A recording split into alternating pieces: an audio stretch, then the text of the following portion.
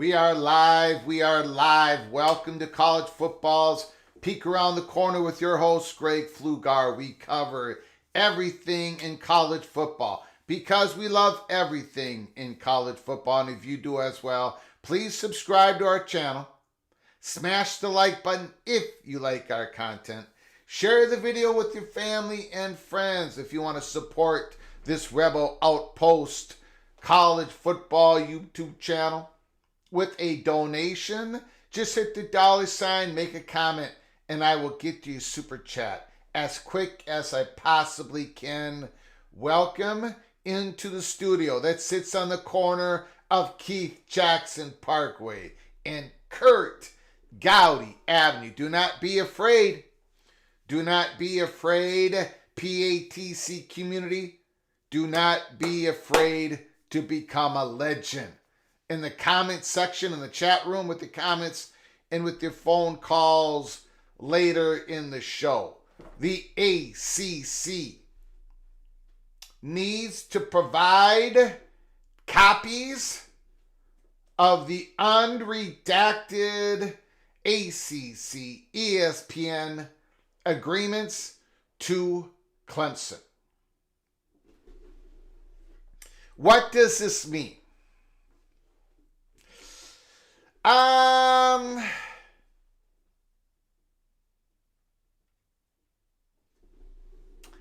don't really think it means a whole heck of a lot when it comes to maybe the ACC side of things. But could this be... Let me back up. Look, Clemson pretty much knows what's in those documents. So does Florida State. Now, they want the documents in their hands. No question about it. There may be something in there they have missed, but they have been to the vault in Charlotte. They have taken notes. They were not able to take photocopies. They were not able to take copies at all. They weren't able to take pictures. They were able to take notes. Clemson and Florida State and everybody else in the ACC. I know it's not the same thing, but they know enough, they feel confident enough to pursue the angle that they're pursuing in the courts of Pickens County and Leon County and Mecklenburg County. So they know what's in there. Maybe there's a little bit more in there. Maybe they couldn't, So, again, I don't know if it's so much helping Clemson's ability to try this case. I don't know if it helps eventually when Florida State gets the copies of the agreement. There's no reason why Florida State can't get them now. I know it's a different state court and all that. There's no reason why Florida State lawyers... Clemson ain't going to hand them over, but eventually Florida State lawyers are going to get the 168 plus pages, right? So is the Attorney General of the state of Florida. I don't know how much of it's going to hurt the ACC. I don't know how much of it is going to help the case of Clemson and Florida State to have the documents in front of them. Maybe it will. Maybe there's something in there that they say, aha, they have an aha moment. But I do think that possibly it might be a little bit of a psychological blow to ESPN. Right? In Pickens County, judge ruled, and we're going to go through the ruling here in a little bit during the monologue. The judge ruled in 7 days of this order, within 7 days of this order, ACC shall give documents of the unredacted ACC ESPN media agreement. So if South Carolina is saying that, what is the Florida State judge going to say?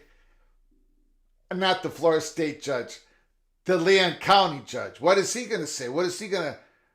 Eventually, he's going to rule on all that. I don't know. I think it's a psychological kind of increase in leverage, right? Increase in leverage for Clemson. Increase in leverage for Florida State. This is all about a settlement. So we're going to go through that order later in the monologue. Look, we've talked a lot yesterday about... the revenue sharing, right? The House versus NCAA. There's a great article put out there. We're going to go through it.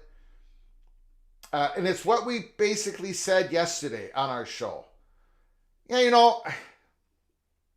is this actually going to work? Is this actually going to stop the lawsuits? One of two things need to happen for this portion to work, to actually work. One of two things need to happen. And I'm not sure what the chances of either one of those are going to happen. We're going to go through that. I don't know. When you're putting your faith in Congress to do make a bipartisan decision, to do something unprecedented, to create a carve-out, to keep yourself from not getting sued again over and over and over again. Or the other possibility is, of course, collective bargaining, which Greg Sankey, Tony Petitti, and other leaders don't want to do. But those two guys, remember, we're always being told they are the leaders. They're the decision makers. They have the power. I do not see either one of them spinning around and saying, okay, we're going to be employers. The athletes are going to be employees. Collective bargaining, let's go. Well, either that's going to have to happen or the Congress is going to have to help come in and save them. For any of this revenue sharing plan to even really work. I hope they realize that. I'm a little nervous they don't. Am I being too hard on Tony Petitti and Greg Sankey once again? Because I keep getting told that I'm a little too difficult with those two. Do they understand that this is not a panacea? This doesn't really solve the main issue. I wonder if they truly understand it. So we're going to go through that as well. We are going to start with a spotlight, a spring spotlight. We had to stop it for a while because of the spring portal and everything going crazy. You didn't know who was going to be on what team. Today, May 3rd, Texas A&M. Mike Elko. Buckle up. Brace for impact. We're going to start with a very short spotlight on the Texas A&M Aggies. They start the season against the Notre Dame Fighting Irish. That is going to be a fascinating game. And then a couple weeks after that, they play the Florida Gators. They do miss a lot of upper echelon teams in the SEC in their SEC conference schedule. The first part of their schedule is kind of rough. The last part of it, the floor for the Aggies should be 8-4. So we're going to go through the Texas A&M. We have got a lot to get to. I'm telling you, the show once again is absolutely stacked. Thank you all for joining me on this Friday, May 3rd edition of College Football's Peek Around the Corner as we head into the weekend. As we head into the weekend, keep your head on a swivel. You know, I've been working on some stories. We are working hard on some stories. The North Carolina one, we hope this, we're not hoping. We are believing that we're going to be able to give you part 2 of the exclusive North Carolina Money Perch story this weekend. And we may be able to add even a little bit more to the ACC drama in the Holy Smokes Theater.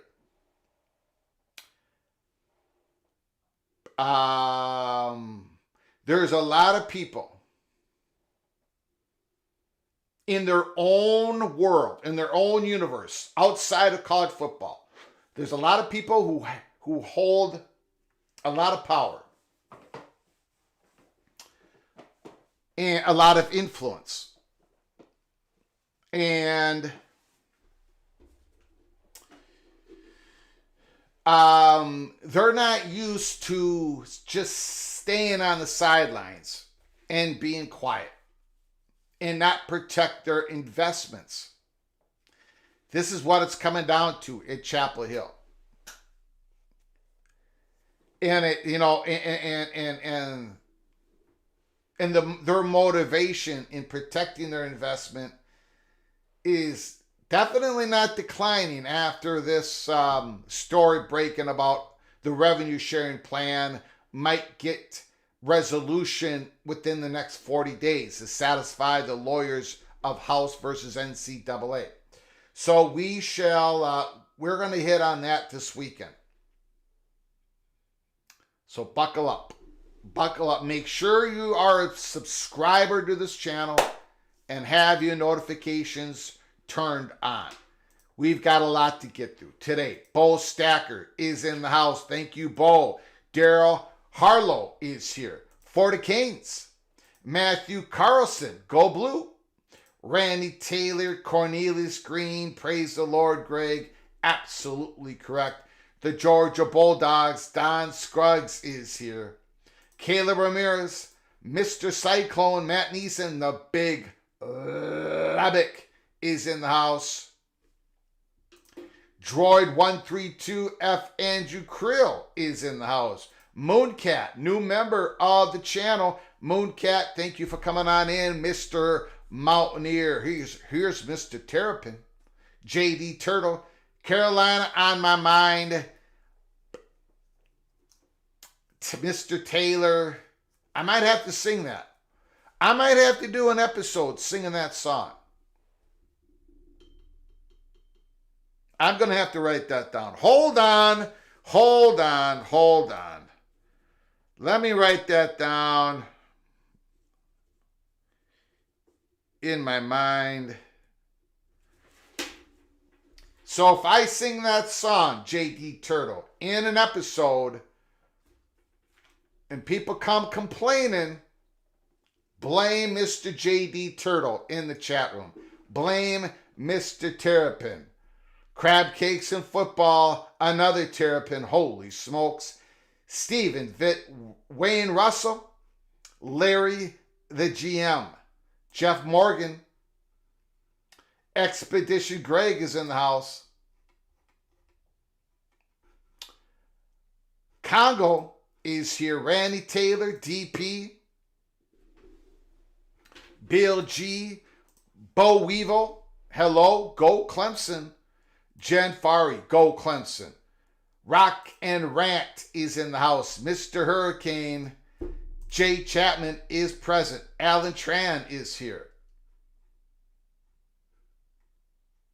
KS Bear Fan is here. I got the keys. Keith Moore. Tar Heels is in the house. Holy smokes. DP, Mr. Clemson Tiger. Is there any court order preventing Clemson from sharing the unredacted document with Florida State? We'll read the order. We'll see if there's anything in there. I don't think they're going to do that. I don't think they're going to share it with the Florida State lawyers. But then again, I would anticipate, I'm not a lawyer. You all know I'm not the brightest bulb in the fridge, but I know where the refrigerators are every place I go into. But I would assume, logically, that Clemson is going to use parts of this unredacted version, the parts that they can use. I don't know. Maybe I'm going down a rabbit hole I shouldn't be going. I would think that maybe there could be times where Clemson argues a point in their pleadings, and maybe Florida State can maybe learn something off of that. I don't know.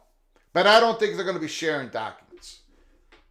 I don't think that's going to happen. Jimmy is here. Buckshot Kid is in the house. Michael Uten has arrived. Justin Lucas. No, DP, only Clemson lawyers and a couple other personnel can have the agreement. Thank you, Mr. Lucas. Chief Fan is in the house. Larry Andrick is here. Movie Time Blues. The divide has turned into a chasm. Holy smokes. Sheep in Wolf's Clothing is here. Nathan is in the house once again. Michael Monk, no incentive for ACC to settle. Well, you see, there's a problem with that. I understand what you're saying, Mr. Monk. But there is a problem with that. And it's the following. ACC does not control its own destiny. ESPN can bail out and not distribute their content past 2027. And they've got a deadline of right now, February 1st, 2025 to make that decision. ESPN. So everybody knows that. Now everybody knows that. Florida State made that out in the open on December 22nd, 2023. The Board of Trustees, they dropped that nuclear bomb. So the ACC, in that sense, because there is the possibility of ESPN walking out, the ACC has lost that part of their leverage. In other words, no incentive for the ACC. Does the ACC know for sure? Do they know for absolutely 100% positivity? Does the ACC know for sure that ESPN is going to continue with their current contract beyond 2027? Because if they don't know for sure, and that deadline is coming on like a freight train, February 1st, 2025, if you're the ACC, you want to settle before ESPN makes their decision known publicly. And the sooner, I believe the sooner there's a settlement, the more money the ACC is going to get from the schools that are willing to write the check.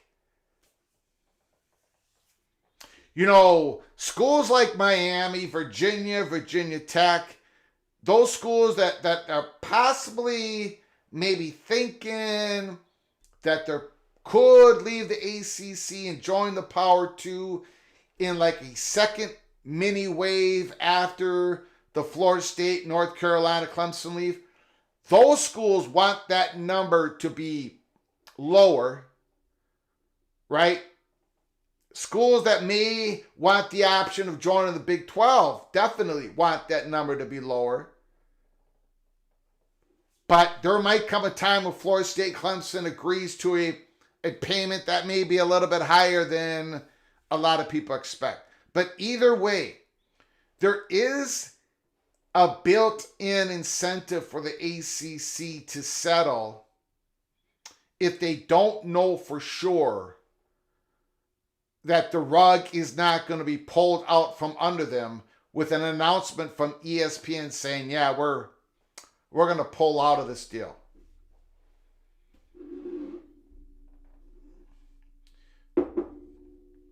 Plus, you got another incentive.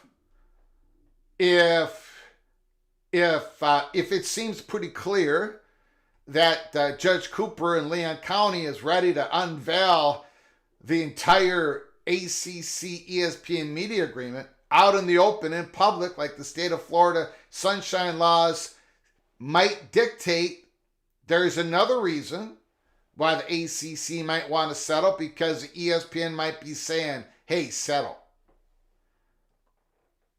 The ACC does not entirely control their own destiny. Obviously, Clemson and Florida State don't either because of the courts, right?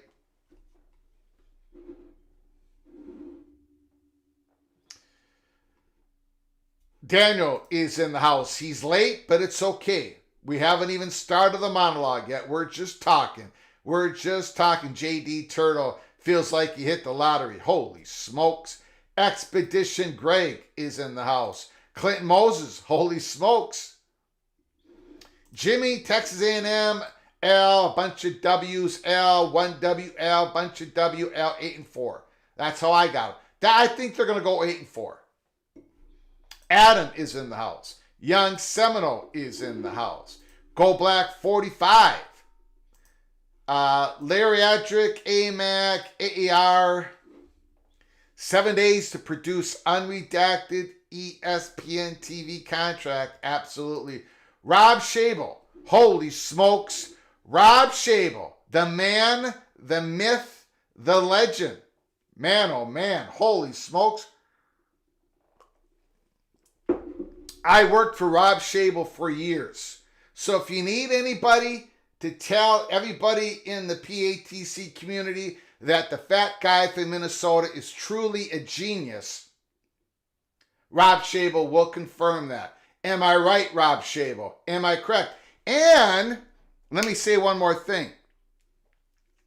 Mr. Rob Schabel, I have gone through with the PATC community in these 2 years of a YouTube channel about the, what did I used to call it? The cheesification of America. The cheesification of America. All this cheese being put on meat is a disaster. And by the way, Mr. Rob Schabel is one of the first people who had to sit there and listen to my diatribes, my lectures on this cheesification of America. So there's more evidence of you that my cheese have slipped off my cracker long ago. Okay, let's get to it. We have got a stack show. We've got a lot to get to. First of all, we're just going to do a quick spotlight on Texas A&M. The Aggies, starting the season against the Notre Dame Fighting Irish. They're going against Riley Leonard, right? The quarterback transfer from Duke. Well, Texas A&M's head coach, Mike Elko, was Riley Leonard's head coach at Duke. So Texas A&M's going to have a little bit of an advantage. Mike Elko's going to know Riley Leonard, the starting quarterback of Notre Dame.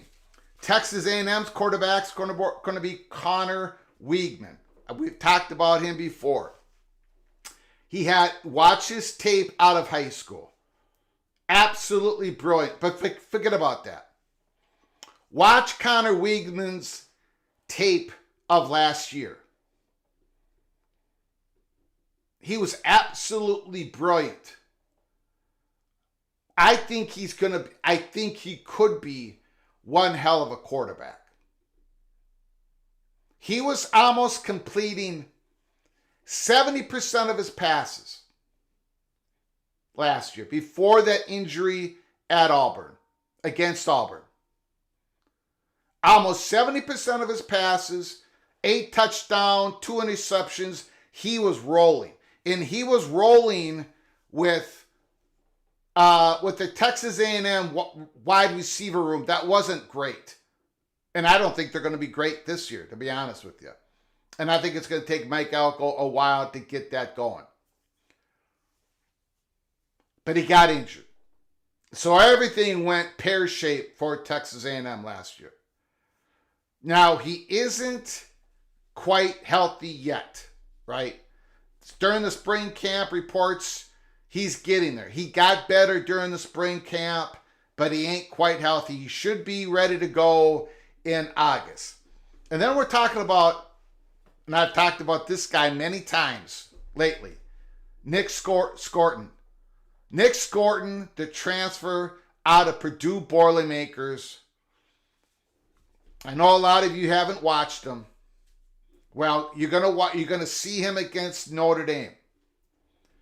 True freshman last year, Purdue Boilermakers. He had over 10 sacks. I don't know what number he ended up with, but that guy put pressure on everybody. You had to send help to block him. You had to chip him with the running back, with the tight end. Scorton, Nick Scorton. Remember the name. A major transfer get by Mike Elko and Texas A&M. They also got Des Ricks. Des Ricks from Alabama. Des Ricks comes in as a big-time get out of high school for Alabama last year as a true freshman. Played a little bit in the secondary and played some special teams. He's going to come and he's going to play right away for Texas A&M. Big-time get. Reed Adams, Kansas Jayhawks in the chat room. Reed Adams. He's been around college football for a while. He seems like he's been here forever. Transfers, Kansas Jayhawks to Texas A&M. Another big-time get for Texas A&M. Cyrus Allen, Louisiana Tech. Wide receiver, Louisiana Tech. Had about 48 catches last year. Texas A&M wide receiver room. Let me give you a little statistic. Let me give you guys a little statistic.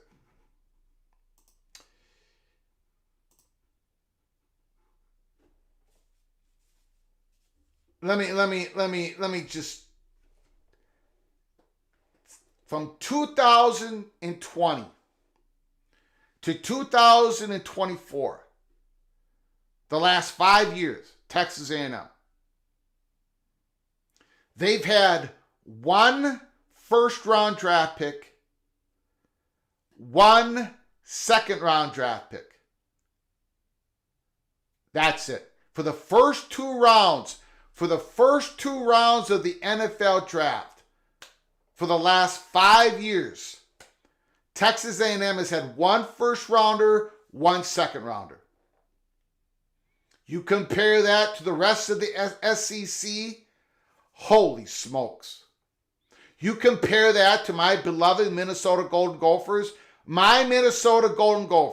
who have recruiting classes ranked in the mid-30s if they're lucky. For the last 5 years, they've had somebody drafted in the first or second round each of those 5 years.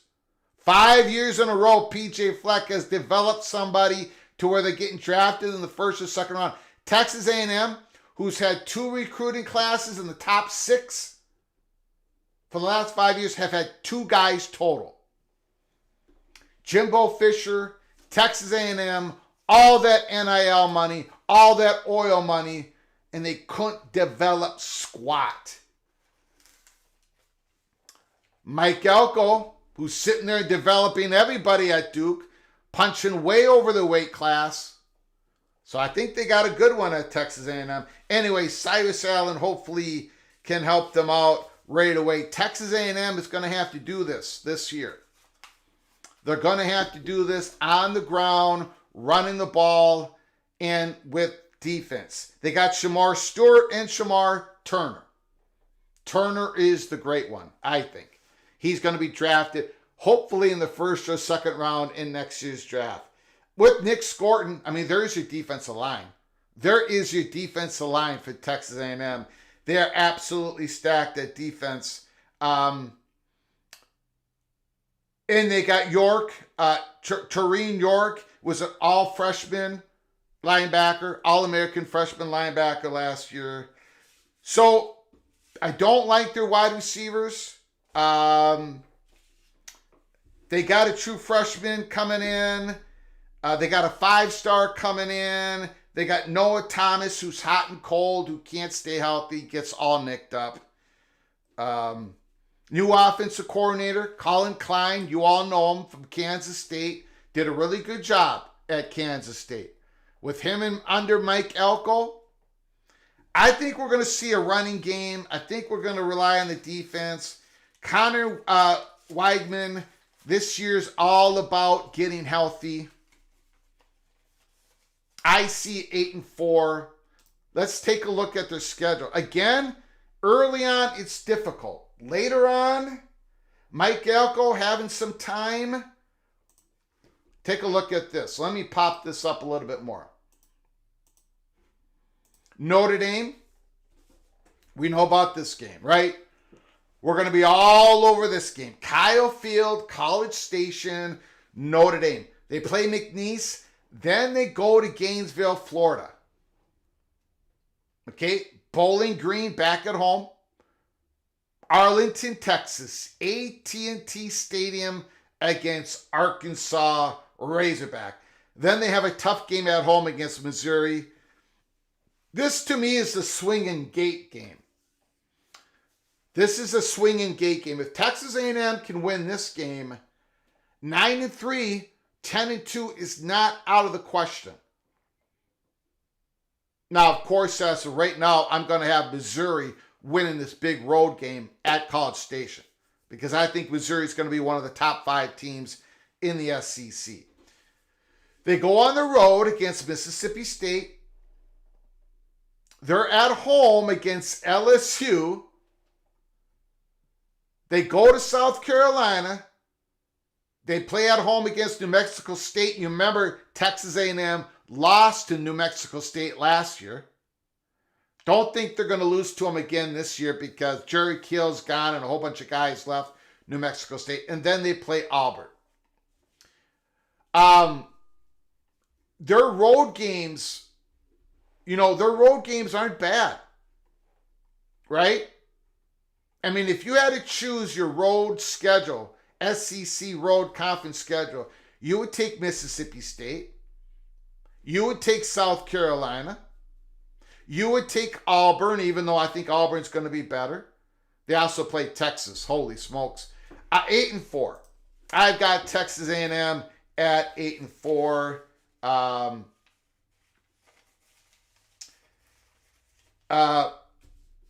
Le'Veon Moss, the running back, there's a lot of steam in spring camp saying he's ready to go.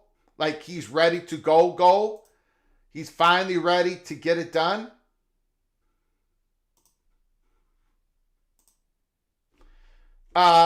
He averaged, I think, about 5 yards per rush last year. Didn't get the rock all that much. But Mr. Moss, supposedly he's put on weight. He's put on muscle. He's shown some electricity in spring camp. So keep your eye on Le'Veon Moss. It's going to have to be done in the running game and on defense for Texas A&M to get to 8-4. To get Mike Elko with a good start for 2024. A good start in College Station. I like the guy. I like the coach. I like his offensive coordinator. I like his defense. His defensive line is absolutely legit. They're nervous about their O-line. They were nervous about their O-line last year. And then Connor Weigman got injured. Everything went pear-shaped. I think they're going to be pretty good. I think they're going to give Notre Dame a game. I'm going to pick Notre Dame in that opening game, though. All right.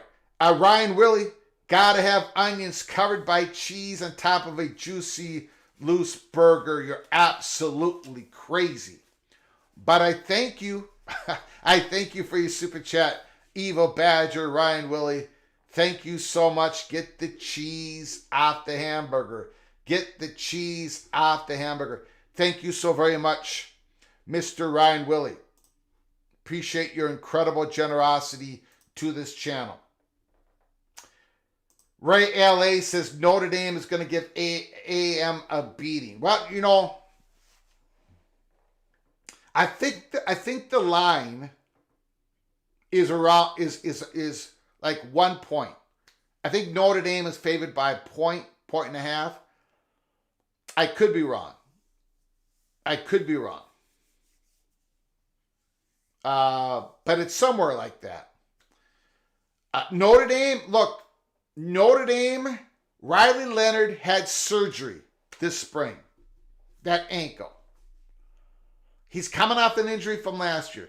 Connor Weigman coming off an injury from last year.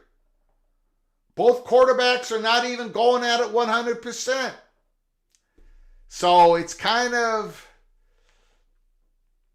Notre Dame's wide receiver room hasn't been great. They hope it's better this year. Texas A&M hope they can develop some talent this year in the wide receiver room. They got a 5-star, Bossy. I forget what his first name is. A 5-star, I can't remember. If anybody can remember what his first name is, put in the chat. Texas A&M's got a 5-star guy, Bossy.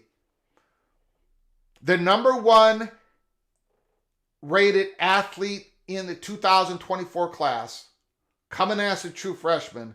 Mike Elko says he's going to play 3 ways. Just like Travis Hunter of Colorado. He's going to play an offense. He's going to play more as a cornerback coming in. But he's going to get some plays at wide receiver. He's going to get some plays in the special teams.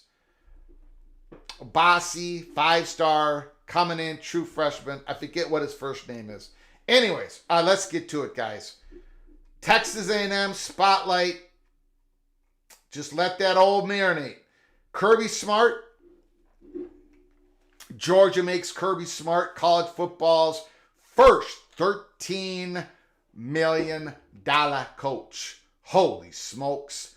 Georgia's Kirby Smart has received a new 10-year, $130 million deal that was approved by the university officials Thursday in its annual athletics board of directors meeting. The deal makes Smart the highest paid college football coach in the country, and its first $13 million a year coach.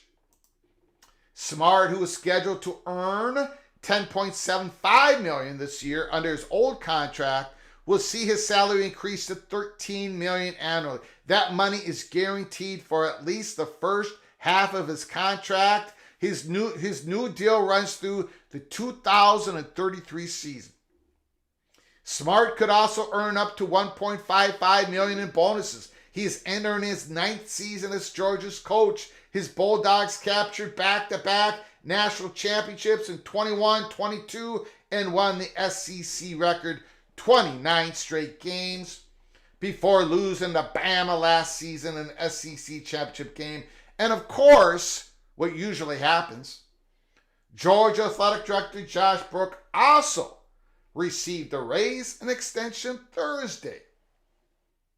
Taking his contract to 2030, he will make $1.275 million annually with 100,000 increases each year of the agreement. Don Scruggs, if he's still in the chat, how do you like that? Kirby Smart, the highest paid head coach in football, the first $13 million man.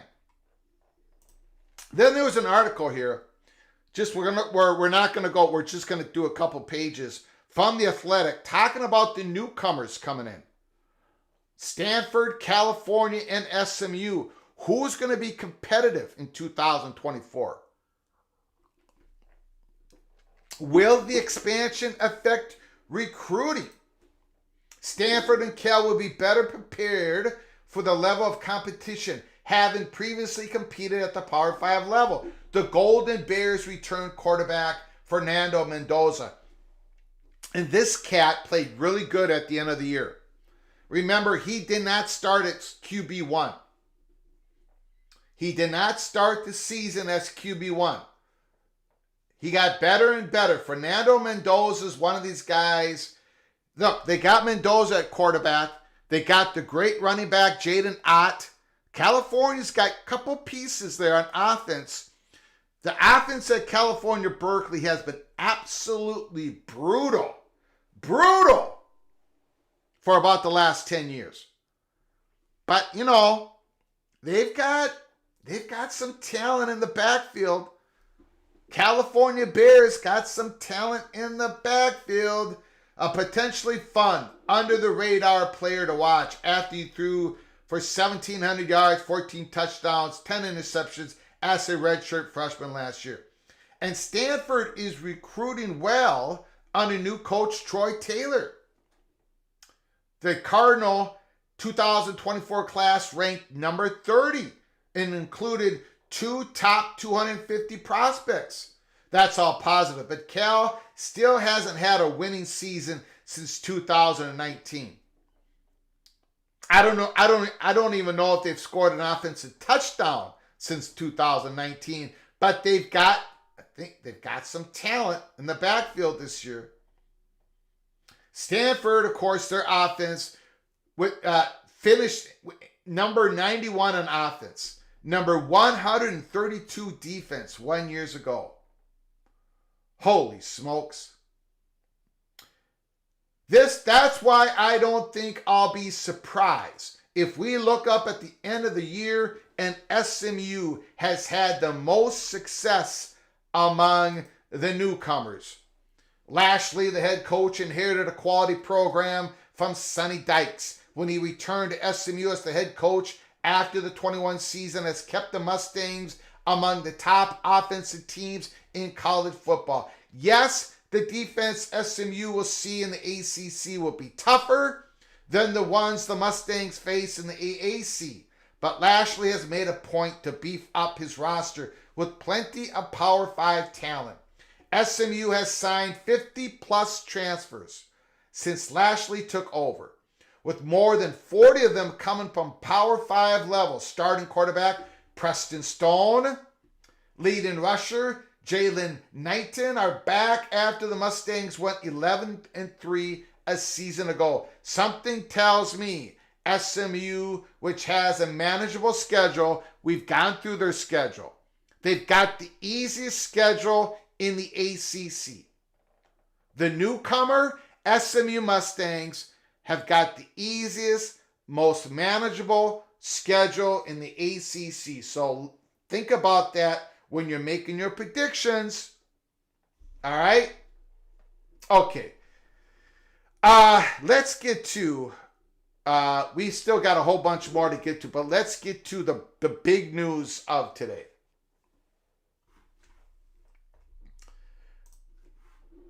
Big news of today. We're going to get to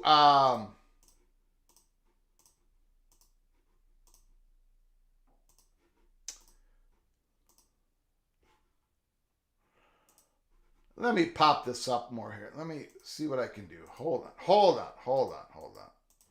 Here we go. This is the order that came down in Pickens County today.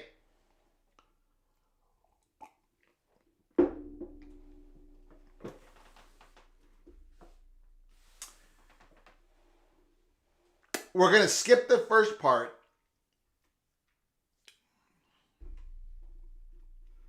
Here it is. Within 7 days after entry of this order,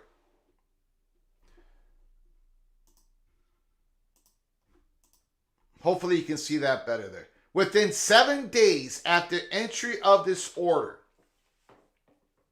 the ACC shall provide to Clemson unredacted copies of the ESPN agreements, including any attachments, and the copies shall bear the notation confidential, subject to confidentiality order. Clemson and any person authorized to receive the ESPN agreements from Clemson shall not use and are barred from disclosing the ESPN agreements for any purpose other than as necessary in the litigation currently pending between the parties, and then only subject to terms and conditions of this interim confidentiality order.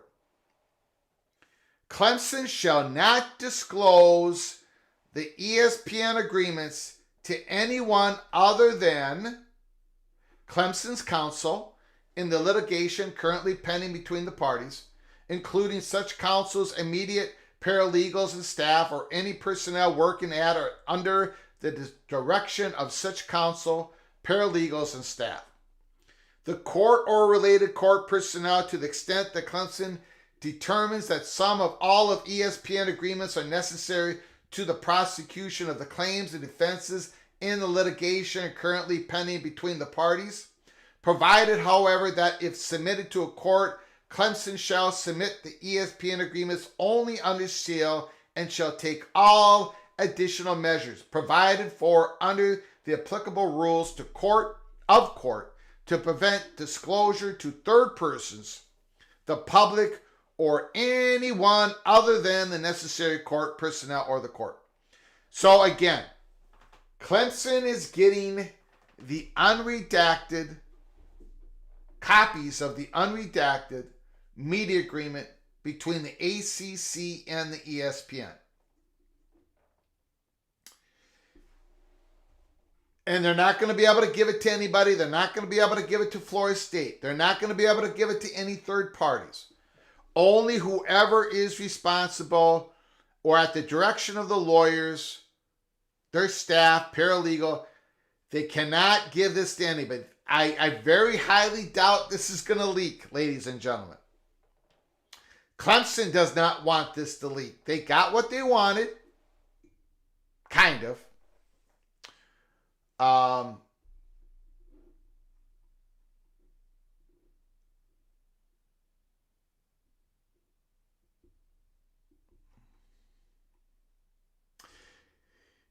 Nothing in this interim confidentiality order shall be interpreted to bar or otherwise prevent counsel for Clemson from conducting such consultations as they deem necessary with members of the Board of Trustees, officers, or other employees of Clemson, provided that in such consultations no public disclosure of the ESPN agreements will be permitted absent the express written permission of the ACC. So there it is, guys. That is the order, the big breaking news of today. And again, I believe for the most part, Clemson knows what's in these documents. It's hard to take notes on 168 pages or whatever, how many there is. So maybe there's some other stuff in there that they're going to be, oh yeah, that's in there or whatever. But the main language that basically ties the media agreement with the grant of rights, that's what Clemson is focusing on. That's what they're arguing in Pickens County. They know what that language is. They've taken the notes in the vault in Charlotte. So does this help Clemson's case? Directly, nah. Does it hurt ACC? No. But again, I think maybe, possibly, indirectly, now people may disagree with me on this, and they're probably correct, but may help the Florida State situation, right? The ACC might give those documents to the Attorney General. Remember, Moody had to sue the ACC in Leon County to get the documents that Clemson is going to receive within 7 days of the order. Think about that. Pickens County, Pickens Court, I think the judge is Gravelly, ruled, already said, ACC, unredacted copies to Clemson. The state of Florida's Attorney General Moody is suing the ACC in Leon County. Whole different judge other than Judge Cooper, whole different setting, whole different part of the court system, just to be able to get those documents. But she's also suing for those documents to become public. So it ain't quite apples to apples. So I think the big news or the big ramifications of this breaking news today is maybe it's a little bit of a psychological blow to ESPN. I'm going to be very interested to see what you guys say in the comments section and with your phone calls later in the show. Because ESPN, I mean, it's like, okay, well, it's out of the vault, right? The copies are out of the vault. Clemson has them. And they're always going to have them. Clemson has them. And that agreement, that media agreement, goes at least to 2027 to 2036. Clemson has them. Carson, thank you so much for the super chat. I do appreciate your incredible generosity. Thank you so very much. Wow. If there is anything bad in those documents, ACC will settle quick. If they settle to keep it hidden, lawsuits will fly from everybody. Again, the ACC knows what's in those documents. The ESPN ACC agreement, obviously.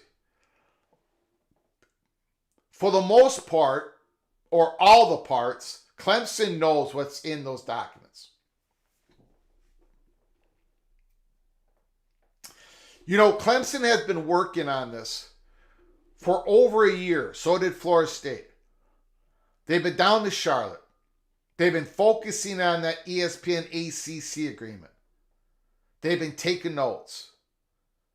It's hard to take notes on all 168 pages, but there's, you know, those documents, there's certain parts of them, right? And they were focusing on certain parts. So It's a good question. Will Clemson learn anything by having all the pages in front of them? I suppose it's possible. Let me put that poll up.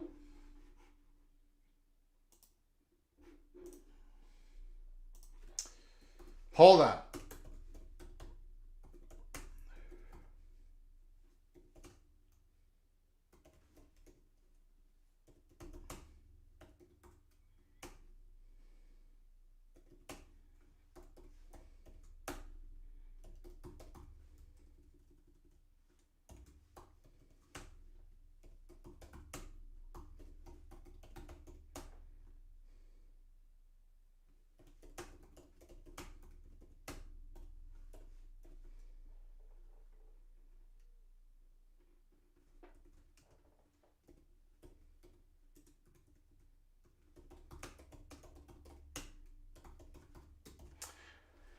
So here's the question.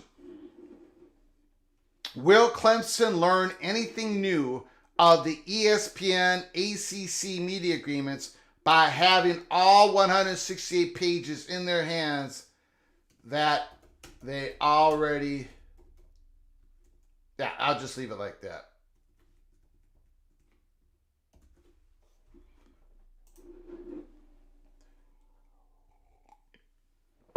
Will Clemson learn anything new of the ESPN ACC media agreement by having all 168 pages in their hand?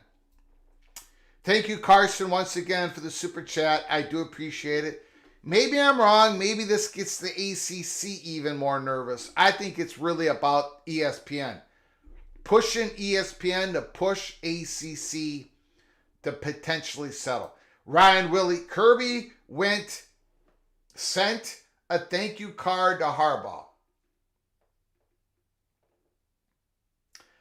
Because of the new contract, right? Because of the new contract, $13 million, making sure he stays at Georgia. I believe that's what you mean, Ryan Willie. Thank you again for your super chat. Thank you so very, very much.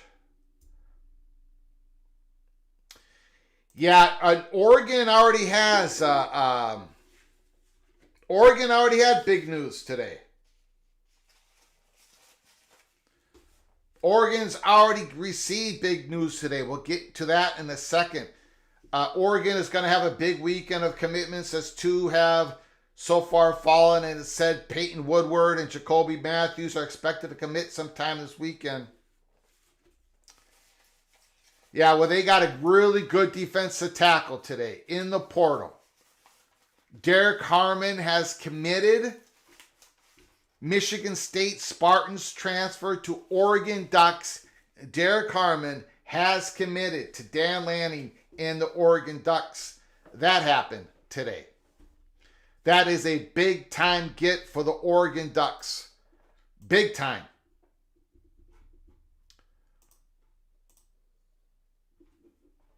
Okay, we're going to... the poll is going to shut down in 5 seconds. 5 more seconds to vote.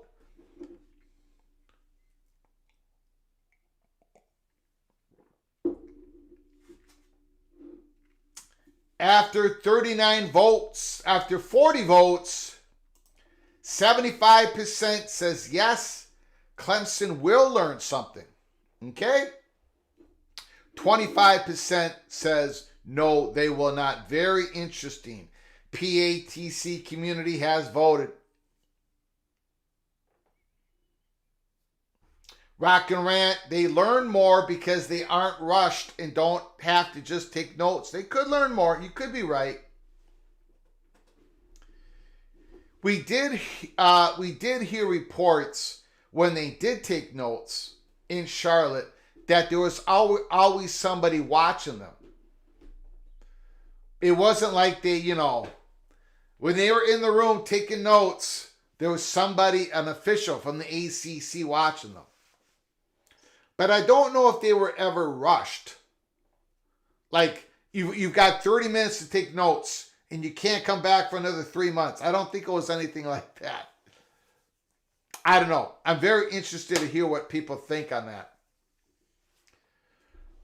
Very interested. Okay, and then again, we got to hit this story before we open up the phone lines.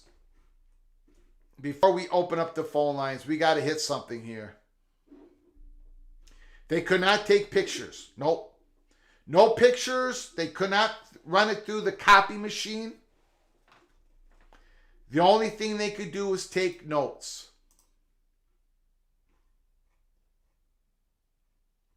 That's Clemson and anybody else in the ACC.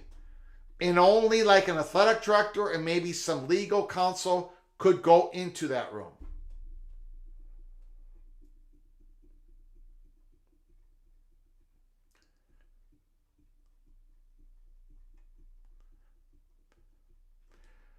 Okay, let's go.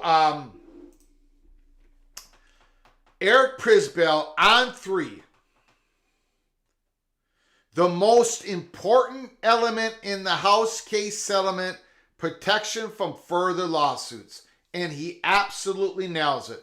Once we go through this article, we talk about this, then we're going to open up the phone lines and you can let it rip. Talk anything in college football that you want to talk about here this Friday, lazy afternoon, May 3rd.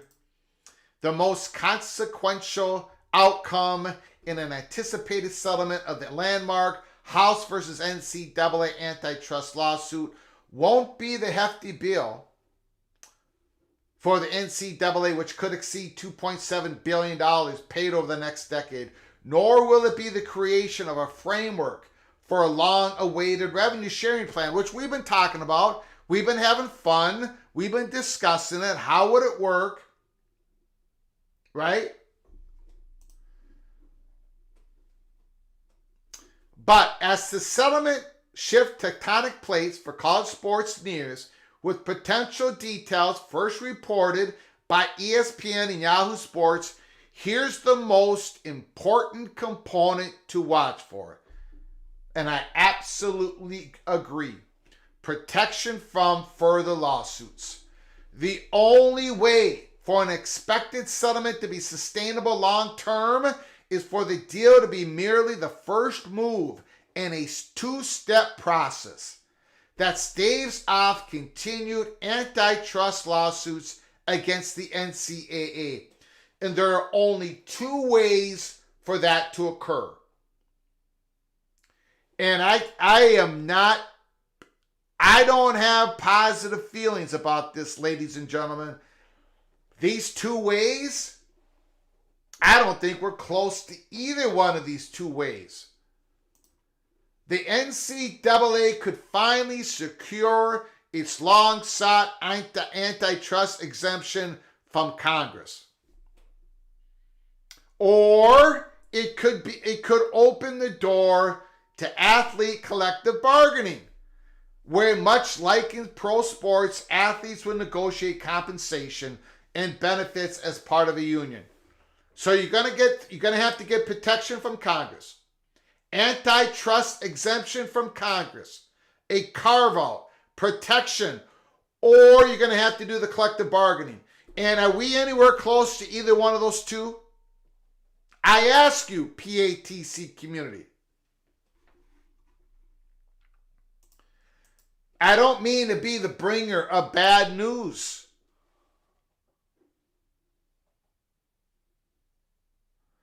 I don't want to be Mr. Negativity, but I don't see, is Congress really going to step in and give the NCAA antitrust exemption, especially during an election year? The other choice is collective bargaining, which I have been pushing, which the very first show I talked about, it's my manifesto. I don't hear anybody wanting collective bargaining. I don't hear anybody with that vision. These people coming together, they're not talking collective bargaining. Tony Petitti's not talking about it. Greg Sankey's not talking about it. Brett Yormark's not talking about it. The president of Stanford's not talking about it. The chancellor of whoever, wherever, whenever is not talking about it. So if one of those 2 doesn't happen, then this really doesn't solve anything long term at all. A settlement has to lead to involving the athletes in the schools and conferences that are going to share the revenue with them, one industry source told On3. That's the only way the new deal can be decided in a way that's sustainable. Absolutely correct. Absolutely correct. Now, you can disagree with me in the chat and with your phone calls after we get through this article. No question about it. You can disagree with me, but man, oh man, can the NCAA legally establish a salary cap? Like I said in our 2 live shows yesterday, a salary cap? That's going to be legal without collective bargaining being involved in it? It ain't going to be legal, ladies and gentlemen. Doesn't Tony Petitti know that? Doesn't Greg Sankey know that? Can the NCAA legally establish a salary cap? The NCAA can't legally establish what amounts to a salary cap for schools to compensate athletes, whether it's $20 or another dollar amount, without the cap being collectively bargained by athletes. It's exactly what we said yesterday. Boy, something... Absent collective bargaining, a salary cap opens the door for athletes, especially those who enter college athletics in the future, next year. They're going to be able to challenge the cap through more litigation. But for athletes to unionize and assemble formal collective bargaining union, they must be employees of their schools. That prospect shifts the spotlight back on the all-important employee model question, currently in the hands of the National Labor Relations Board, which is assessing 2 consequential cases. The Dartmouth one, we've gone through that. We don't have to go through that again. And even more consequential case, the Los Angeles USC football men's basketball players are employees of the university, the Pac-12, and the NCAA.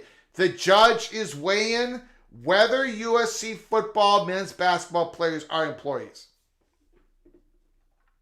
The National Labor Relations Act governs private institutions, but because the Pac-12 and the NCAA are charged as being joint employers, a ruling could potentially open the door for some athletes at public universities to be deemed employees as well. And if they're employees, they can unionize if they vote for it. There's got to be some collective bargaining, and the salary cap thing is just, it's just fantasy. Unless you get an antitrust exemption from Congress. And again, don't see that happening. The NCAA, particularly President Charlie Baker, have opposed the employee model, asserting that it would lead schools cutting sports and other ramifications. Well, schools are going to be cutting sports with this revenue sharing plan.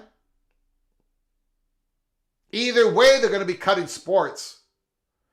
But the employee model can, through collective bargaining, that can stave off lawsuits. This idea, Charlie Baker, Tony Petitti, Greg Sankey, isn't going to work unless you get the antitrust exemption from Congress. Will the NCAA secure a congressional lifeline? To me, that is the question, right? Rock and Rant, there's a better chance of Greg eating meat with cheese than Congress acting on NCAA antitrust exemption. I think you might be right. I think there may be a world in which I would eat a turkey and Swiss cheese on rye sandwich before the Congress acts in giving NCAA antitrust exemption. On the congressional front, for weeks, two sources have told On3 that a settlement in the House case could include or coincide with Congress granting the NCAA at least some antitrust protection. If this happens, I would take the L, gladly take the L, and we will have some space of stability in college sports. We'll see if it happens. At least at the moment, there is no indication that prospect is imminent. And the NCAA's recent track record on Capitol Hill is not encouraging. There's more than 10 college sports reform congressional hearings. There's been a flurry of discussion, drafts, and potential federal reform bills that have circulated. Not one has even gone to a vote. The clock is a-ticking for the NCAA, and the plaintiffs in the House case have all the leverage. A settlement before January's trial date is the only viable option for the NCAA, something it's trying to accomplish in the next 40 days. This settlement could also potentially bring to a close at least 2 other lawsuits. We've gone through that. The NCAA has become a candy store for lawyers. Right? It's become, I don't even have to go through that page. The lawyers are picking the NCAA clean. The biggest question, ask the settlement in the blockbuster House case nears, and the most significant component to watch for is whether it also includes or leads to protection from future lawsuits. In light of the mountain, this is the final page of the article. In light of the mountain of legal threats facing the NCAA, retiring American Athletic Conference Commissioner Mike Oresco told On3 that college sports has become the candy store for lawyers. If so, again, we've talked about this yesterday, today. There are only 2 ways to prevent more antitrust lawsuits: secure a lifeline from Congress or give athletes a seat at the table to collectively bargain. The ball in this is in the NCAA's court with the clock ticking. So let me ask this. What is your plan, Tony Petitti? Tony Petitti who does not talk. Tony Petitti who doesn't say a word out in public. Tony Petitti who's quiet as a mouse. Tony Petitti who spends most of his time trying to grab automatic qualifiers for the Big Ten Conference. Tony Petitti, what is your vision here? Are you going to get that antitrust exemption from Congress? Or are we going to go into collective bargaining? Because this ain't going to work without either one of those two. What is your plan, Tony Petitti? Greg Sankey, same question. Greg Sankey doesn't want anything to do with collective bargaining. Doesn't want anything to do with student athletes becoming employees. Doesn't want anything to do with students being represented. Doesn't want anything to do with his universities becoming employers. Okay. Greg Sankey, then tell me what is the magic bullet to get Congress to coincide to give you antitrust exemption when this sucker passes, when this settlement happens? My hope, my only hope, no, I do not eat cheeseburger. Two king slots. I'll have a hamburger with fried onions, fried mushrooms. I can do a whole lot of things. Beautiful hamburger. The only thing you do with a piece of cheese is to take away the flavor of the meat. Listen. What was I saying before two king slots got me off the beaten path? Okay, yes. My only hope in this, and I've only got one, is this is being underreported. Like, there is something going on with Senator Booker of New Jersey, Senator Cruz of Texas. They've already got something like in an agreement ready to go. Like, there is going to be antitrust exemption coming from Congress, and they're only waiting for this settlement to happen, for there to be in place revenue sharing with the student athletes. But if that's the case, it's not being reported. So I'm hoping for something to be real that's not being reported yet.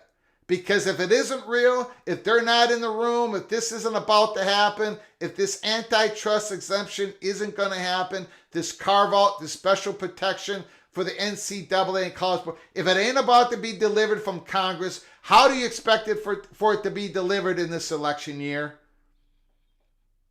That is my only hope. So as we get all excited about this revenue sharing plan, I'm getting less excited about it. I think it's a whole lot of sizzle. It's fun to talk about, but there ain't no steak. We're talking about meat. There ain't no steak in this deal. I'm going to open up the phone lines. You can all yell at me for being Mr. Negative today. I love cheese. I love cheese.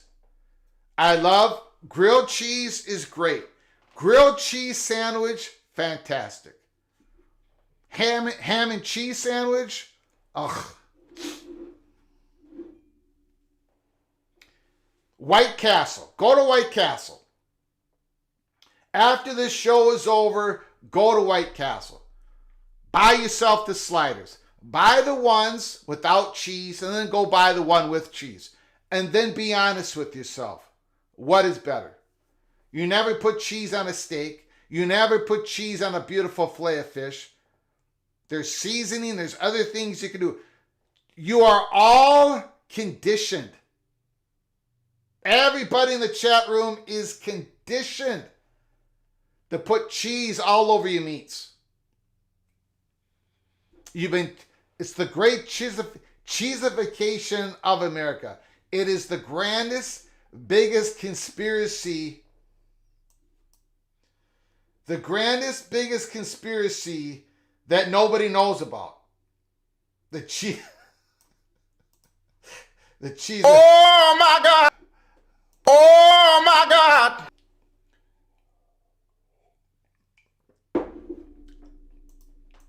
It's the bacon cheeseburger with the grilled bun is as American as you can get.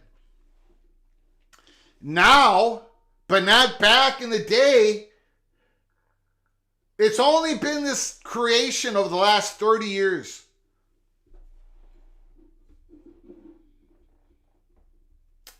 Hey, look, when Burger King came out with the Whopper, when they came out with the Whopper to challenge McDonald's, and it was the most popular burger, it came out and it hit people upside the head. A lot of you are too young to remember this. When Burger King came out with the Whopper, it didn't have cheese on it. It didn't have cheese. There was no option to put a cheese on it. When I go through the drive-thru at Burger King and the lady says, when I say I want a Whopper, I want the number one, and the lady says with cheese, every time she asks me that question, pain goes right through my heart.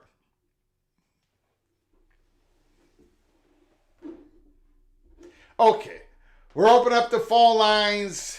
763-260-1333, 763-260-1333. The phone lines are open. You can talk about anything in college football. You can even talk about how you have been conditioned, brainwashed into submission. How you automatically reach for the cheese and you melt it all over every place. Give me a call, 763-260-1333. Let me check what I've missed. We always seem to have some breaking news going on. Call from Larry, the GM. Larry, the GM, is on the line. The floor is yours. Thanks for calling, sir. Greg, I want to thank you for what you've been saying about this settlement, because I have been confused and completely aligned with what you've said. I don't understand why the press is making a big deal out of this settlement if there's no, like, what authority do any of those people have to make this settlement on behalf of players? Especially future players. Yes. That's yes. correct. Yes. There's no union that's ceding those lawyers the right to make the settlement on their behalf to put a salary cap to limit their future earnings. I just, Greg, it feels like we're getting deals that would have made sense under different paradigms 20 years ago, but they're completely tone deaf to what's happening in the last 2 years. Yeah. I'm bored, man.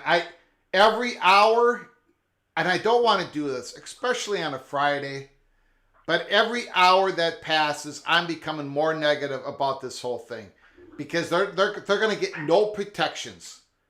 And if they do, I'm going to come on here and I'm going to take a big L, and I'm going to be so happy that I'm taking the L. But they're protecting nothing from nobody. Future athletes are going to come in and sue them. This protects nobody. But go ahead. Sorry, man. Go ahead. No, I mean, we're aligned, Greg. I just, guys, I mean, when players do this in the professional leagues, they're doing it under the collective bargaining that they've joined the union, and the union is negotiating for them. Yeah. There's no union negotiating for them, then there's no right for anybody to be limiting the earnings of the player. And yes. Unless they get a special antitrust exemption, and they're not going to get that. I don't know how if they get they're that. Not even really talking about it. Yeah, I mean, Greg, you're right. They're not. Yeah. There's no political will for that. I mean, I'm not even sure politicians would want that. I mean, do they want to be the ones on siding with big college football business? I don't know. Yeah. I don't understand why. Why are you like the only one framing it this way? I don't know. That's my number one question. How many months is there to the election?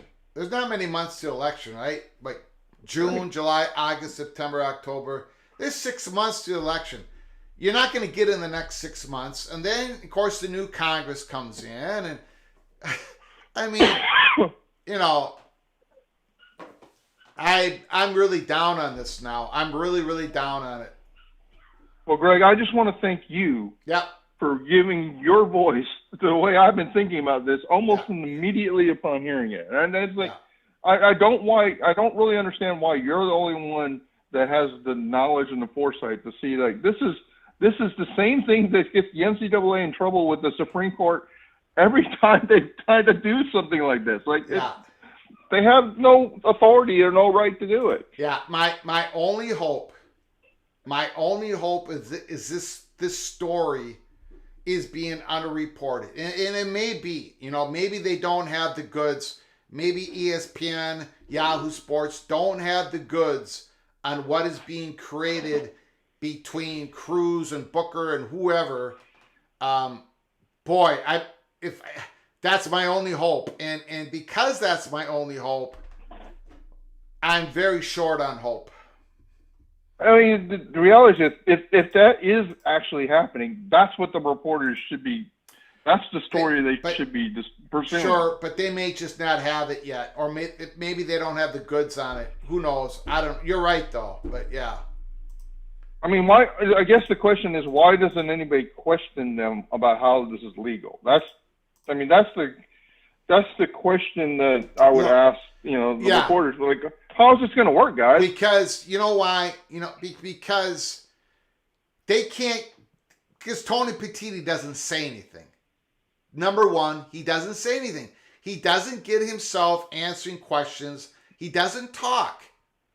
He sometimes leaks stuff to, okay, so you noticed in the Ross Dellinger article last night that we had live, it said the Big Ten is the most aligned when it comes to wanting to settle this case, right? Well, that's Tony Petitti saying we're aligned, we're ready to go. So he leaks the stuff, which, that's part of what commissioners do. But he never explains, and he never explains his vision. He's just, he's not Jim Delaney. He's not Kevin Warren, which is fine, good in some aspects. But he ain't definitely not Jim Delaney. He doesn't spell out any visions whatsoever. And of course, Greg, I've been hard on Sankey as well. But go ahead, finish your call, sir. I got one more question for you. Yeah. Is it possible that the power conferences and maybe the conferences are thinking that as part of the national letter of intent signing thing that that the requirement is they're going to be to sign off on a waiver that puts them in under this deal? I mean, yeah, maybe. I mean, is that a possible path to having it all make sense, Greg? That's maybe the only thing I can think of. That may be a third option where they get some protection because they're having all these people, when they sign their letter of intent, they sign over their NIL exclusive rights. And I don't know, man. It seems fraught with danger. Let's put it that way. Right. I appreciate. All right. Well, thank you, Greg. I really appreciate you being my voice in this. We are 100% aligned on this issue, and I appreciate you. Got it. Appreciate it, man. All right.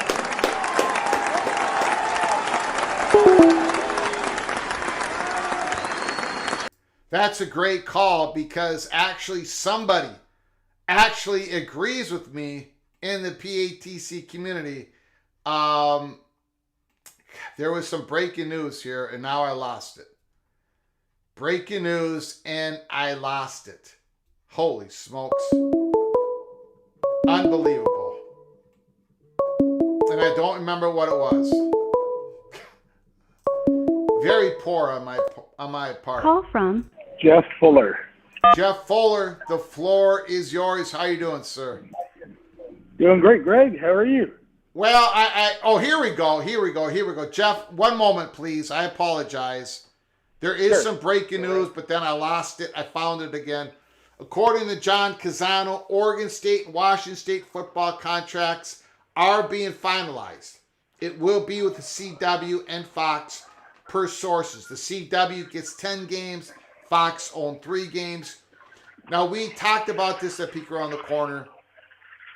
We said that the contracts, they were in the end game, and this is why Oregon State and Washington State can now start their quest in building this new conference that they're going to be a part of starting 2 years from now.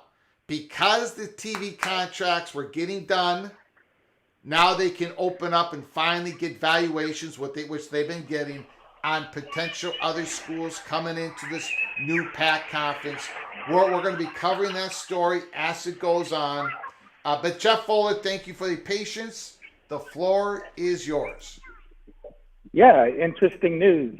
We've been through the Pac-12 saga and breakup together, I guess, as a college football community. Was there any mention in that breaking news of what the yearly payout would be? I know before they said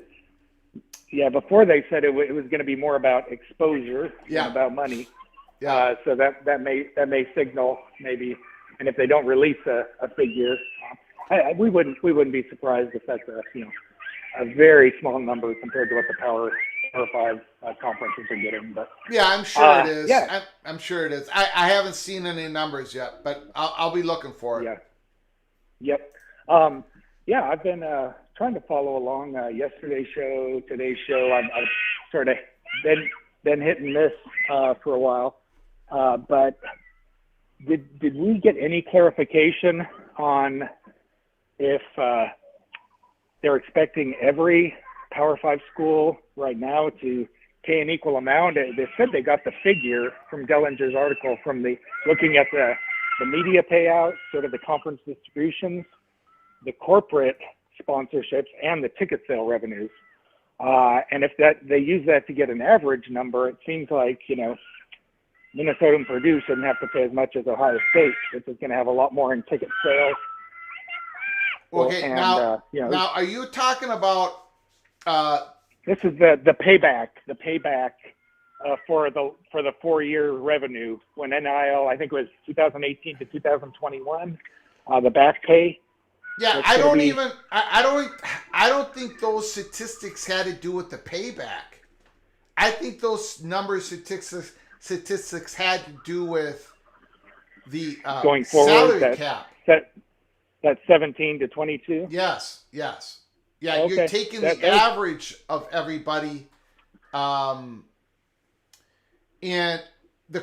So first of all, I don't really have answers for any of those questions because, again, I think they're being underreported at this time, or I'm not smart enough to understand what I'm reading.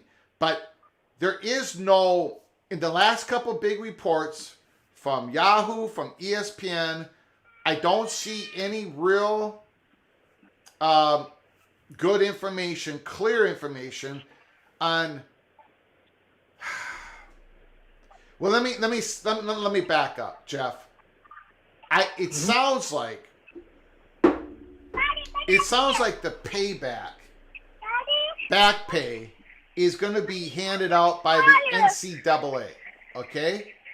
And they're going to do it per many years to pay that 2.7 or that 2.9 billion dollars, right?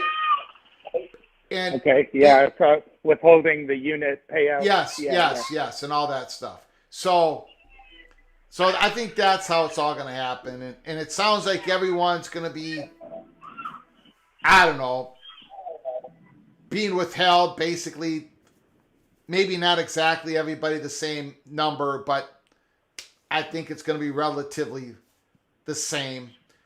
But the salary cap, yeah, how they came to the salary cap had to do with all those percentages.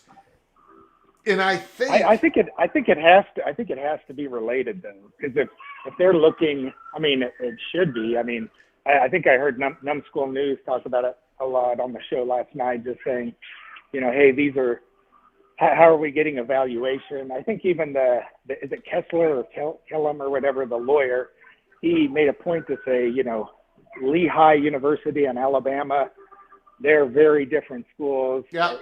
We can't equate them. We can't say that, and I think even if you're looking at power schools, Alabama compared to, let's say Houston now, or Washington State that, quote unquote, used to be power and now maybe isn't. I think to come to the figure of what NIL will be worth going forward, I think they had to backdate it as well, use previous data. And I would think, it's sort of a double-edged sword. You come in, say you're an SMU or a Houston or a Cincinnati who has not been getting any of this, the big payouts, the media payouts, the college football payouts that are much higher for the power conference schools. And now, I'm a BYU fan, affects BYU as well. You haven't benefited from any of these things. Yes, you're in power now, and hey, beggars can't be choosers. Don't complain about being part of the club now. But it just, how can you, expect schools that did not benefit from NIL, players that, the recruiting rankings are obviously better at the higher schools, Ohio State, Alabama, Penn State, et cetera. They all have better players and have a higher value, more ticket sales, and they attract the better players for that. So you would think that they have a bigger back pay to make for having the better players because you see where I'm going. And I agree. Why does and I Houston, agreed with Cincy, why do they have to News. pay out? I agreed with Numbskull News last night when he brought it up in a phone call in this program. but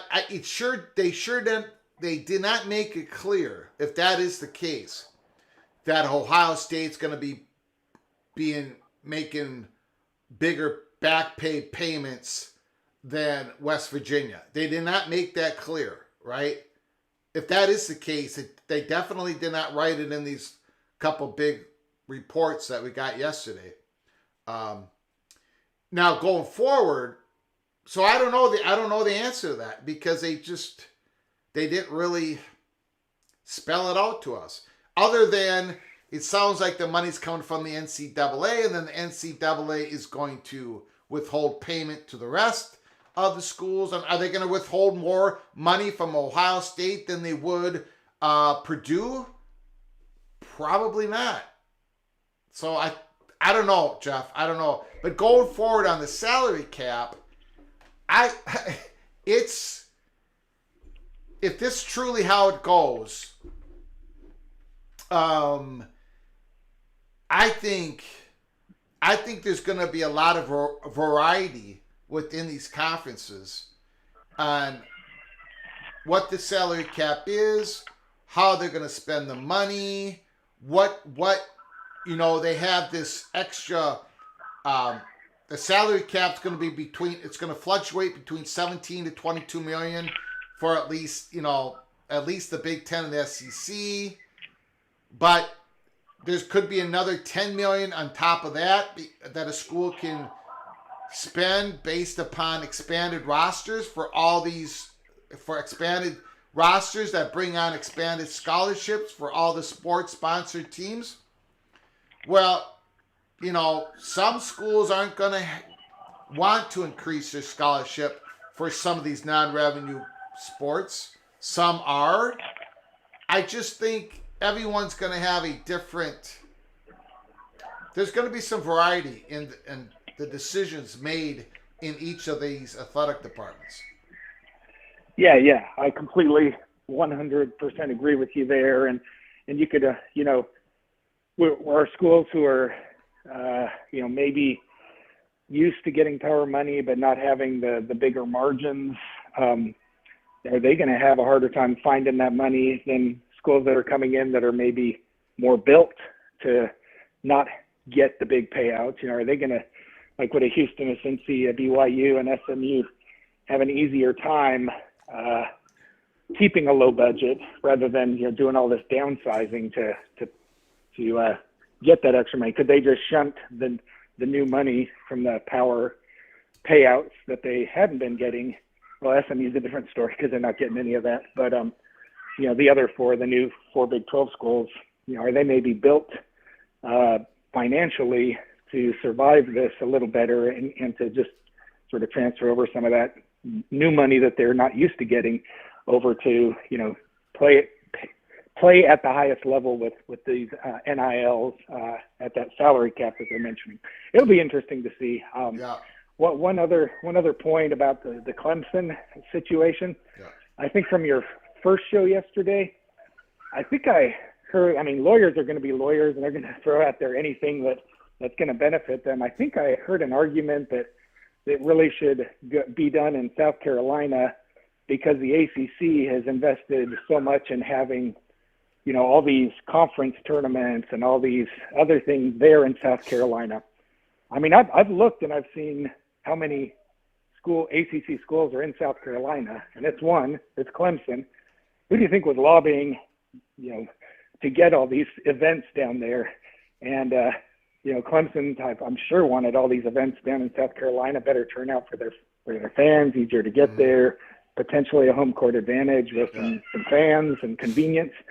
Get your donors together, maybe raise some money. And then to use that and say, oh, look, ACC, you've been doing all this business down here. Why are you going to do all this business down here and then not hold the case down here? That's almost like, the ACC gifting Clemson a golden sword and they turn around and try to slit their throat with it. Again, lawyers are going to throw out anything that's going to benefit. It just struck me as a little, hypocritical, just hit the cynicism bone there, but just a minor point there. And we'll see how it all plays out, but I appreciate the show. Appreciate your time. And, you got it. love the community.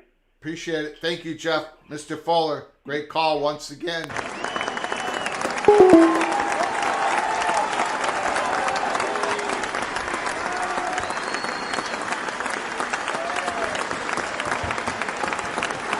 Great call by Jeff Foley. David Chrysler, try to get an egg over hard on a burger in my area is an incredible challenge. Or try to get an egg over medium anywhere is an incredible challenge. I mean, if I ask eggs over medium, it ain't coming medium. It's coming raw. It's coming runny. It's coming, I need my eggs over medium. Put that on a burger. That's a great option. Anything but cheese. Anything but cheese. Cheese on crackers, beautiful. Corn chips and cheese, beautiful. Cheese alone, beautiful. Cheese pizza with artichoke, green pepper, little bit of onion, beautiful.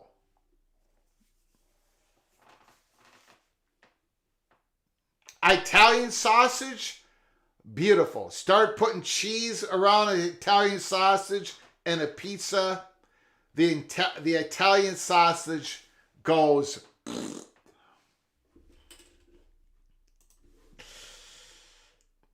Okay.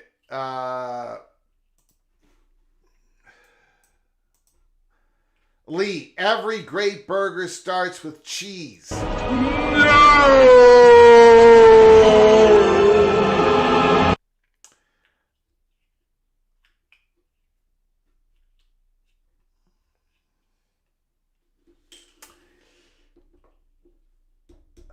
Cheese in a can. Cheez-Its, perfect. I'm not against cheese. You know, you go as you driving, and you go and you see these fast food places, and you see pictures in the window of their burgers, and what do you see? You see this cheese just melting all over the place. Cheese, cheese, cheese. That's how they got you. That's how they got you hooked. All that cheese, you think it's great. Best burgers don't need cheese. Correct. Medium burgers don't need cheese. Eating cheese on wheat thins and some olives right now. Very good. Very good. Very good. I mean, the worst hot dogs you can ever get. The worst hot dogs you can ever get is the hot dogs that have the cheese inserted in the middle. I just want a hot dog. Don't give me a bratwurst that has cheese in the middle. I'm not putting cheese on my bratwurst. This Irish German American doesn't want cheese anywhere around my bratwurst. It's not anti-cheese. Well, it's anti-cheeseburger. Yes, that is true. That is true. Phone lines are open. 763-260-1333. 763-260-1333. Breaking news, as we said earlier, Oregon State, Washington State, football TV contracts are being finalized. The CW and Fox. The CW will get 10 games. Fox will own 3 games. Washington State, Oregon State have their TV deals. That's for the next 2 years as they play a quasi-independent football program. Mike Riley is now on the College Football Playoff Committee. Mike Riley. Call from Crab Cakes and Football. Crab Cakes and Football. Mr. Terrapin is on the line. The floor is yours. How nervous do you think ESPN is now, knowing that Clemson, certain people from Clemson and a couple of lawyers are going to get a look at that contract? Well, they've been able to take a look at it before, right?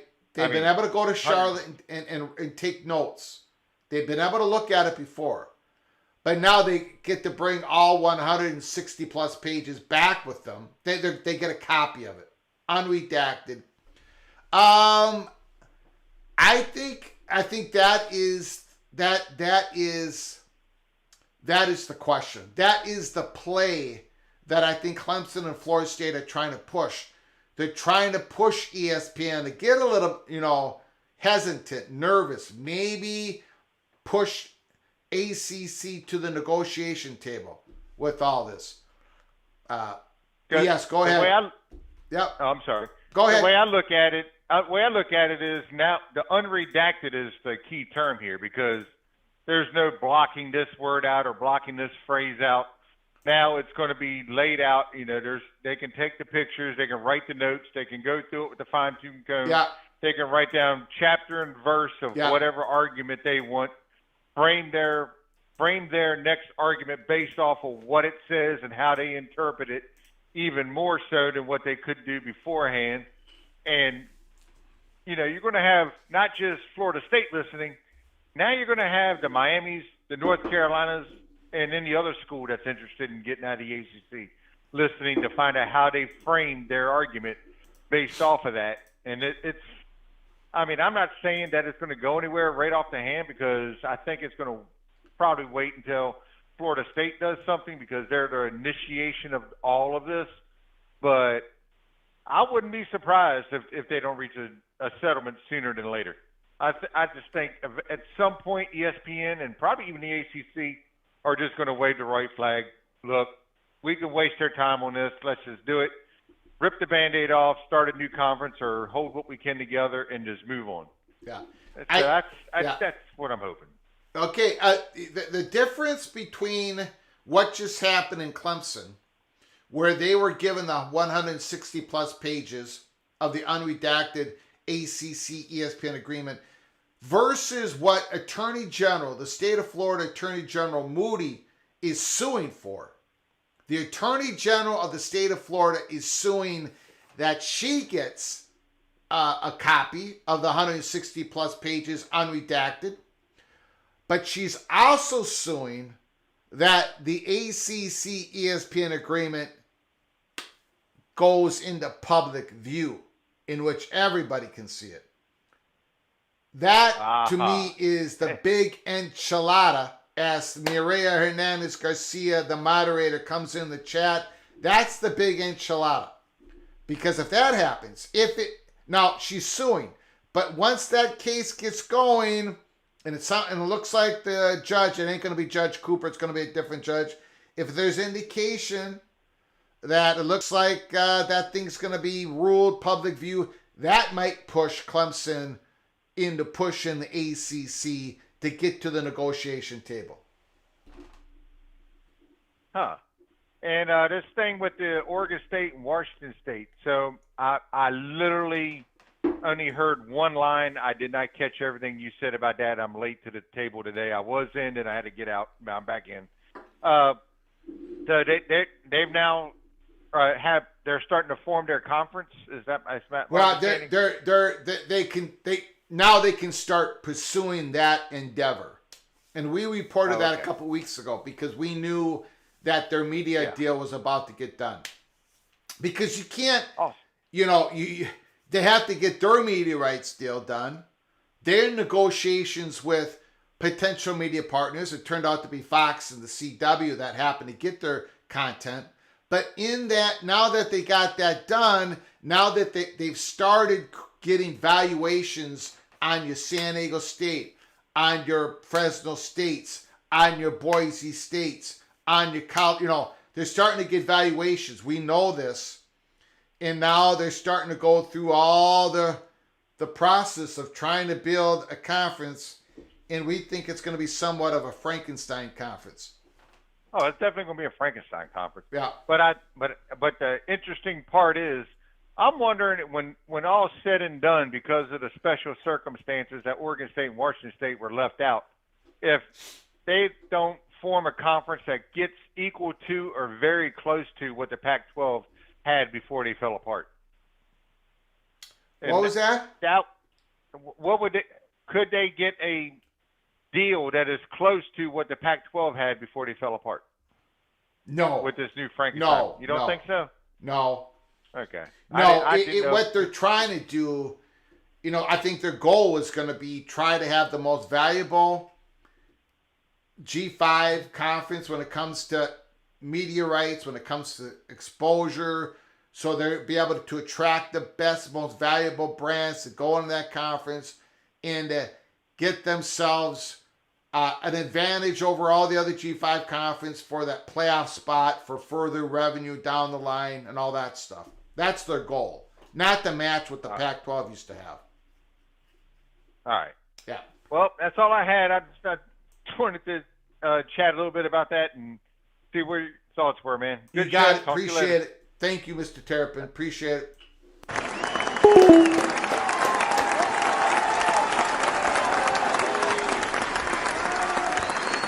Taco has entered the chat. Taco without cheese? No. Well, listen, Taco. Listen now. My wife. Hold on. Call from JD. JD is in the house. JD, can you give me a moment, please? Sure. I do appreciate it. Now, Taco. Here's the thing. My wife grew up, spent her, I don't know. I won't say how many years, but she did not come to the United States until she was an adult. Grew up in Mexico City, in the streets of Mexico City. Their tacos don't have cheese on them. They just don't. They're not American tacos. Now, they do when my wife makes tacos or something to that effect. She will put white blanco, a Mexican cheese on a plate, cut up in cubes. So you can, while you're eating your taco, if you want to add a cold cheese to your mouth or a little bit of pepper, there'll also be pepper and avocado chopped up. But a real Mexican City taco doesn't have cheese. They don't have burritos. There's only one state in Mexico that even makes burritos. That even out of 32 states in Mexico, there's only one state out of 32 that even know what a burrito is. Now, burrito with all this cheese, that's an American cheesification creation. That's just another example of all this. Anyways, I won't go on, but thank you, Taco, for joining us. JD, Mr. Seminole, what are your feelings here? Clemson is receiving within the next 7 days the unredacted ACC ESPN media rights agreement. How you doing, sir? Doing good, sir. How are you?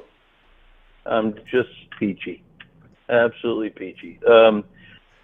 I tried to call in last night. I know last night was a hectic night. You were getting a million people trying to call in. Yeah. And you just touched on one of the things that I was going to bring up, and it was the A.G. Moody case. Mm-hmm. And see, to me, that's the one that's most impactful. She's going straight to the point. She's trying to get rid of all the impediments and go straight for the documents. And I think, this is me personally, and obviously I'm not a lawyer. I think she has the best chance at a reduced timeline. Now the news today that Clemson's potentially getting the documents within the next 7 days is big. It really is. Because they don't necessarily have to disclose what's in the documents, but they can, by how they proceed in court, a lot of ways it'll telegraph what's in it, and or whether they found what they know is there, or they can prove it, in other words. But we have to remember something. We throw around this phrase declaratory judgment. That doesn't necessarily mean that a judgment where the case is over and it's done. I think this is going to be a twofold legal process. they're looking for a declaratory judgment on the grant of rights, and then so that they could leave. So let's just say there's a scenario that both universities or all universities involved have the copies of the the copies of the contract, and they can convince the courts that yes, the grant of rights does not extend to you're not bound by them once you leave the membership of the ACC. Once you're gone, you're not bound by the grant of rights. If the court decides that, they're just going to leave. Yeah, that's a victory in the courts. Yes. Yeah. And then the cases will just continue on whether or not, what's the exit fee or whatever. That's what happened with Maryland. And no, Maryland didn't have to sue to get out. They just left, but it took a while. So, I know there's a prevailing sentiment I'm hearing from multiple people that I think this is it won't be decided till next summer. You won't hear any exit notices this summer. I don't know. I think you will. And I could be proven wrong. It's just, I'm not basing it on anything specific. I'm basing it on the chatter and the activity.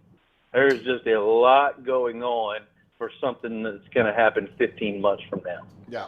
And the insiders, they're not saying a lot, but I've told you before, they seem to be in somewhat in lockstep now.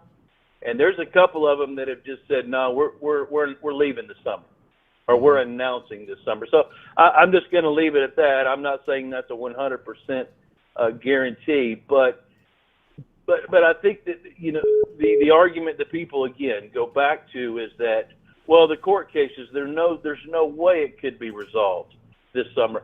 Well, the cost of the exit might not be resolved, and it won't be. It may not get resolved for 2 to 3 more years, but they might get what they need to leave this summer, or they might just decide they're leaving, and it might take into the fall or into the winter for that to be clarified by the courts. But they may feel like they have enough of a basis to go ahead and just announce put in their formal announcement for exiting the conference. They could very well do that this summer. Again, I'm not guaranteeing it, but my personal opinion is I'm leaning that direction. Yeah, my feelings on it, it's going to have to take 1 or 2 things to happen for there to be a quick exit, a quick resolution. And what I mean by quick is sometime this year. One is in 2024. One is ESPN tells ACC, hey, we're probably gonna decide to walk away from distributing your content beyond 2027. That's number one. Number 2 is Attorney General Moody, as you referred to earlier, is successful, not getting the 160 pages, but successful in suing the ACC and having that ACC ESPN document become public, because that's part of her suit.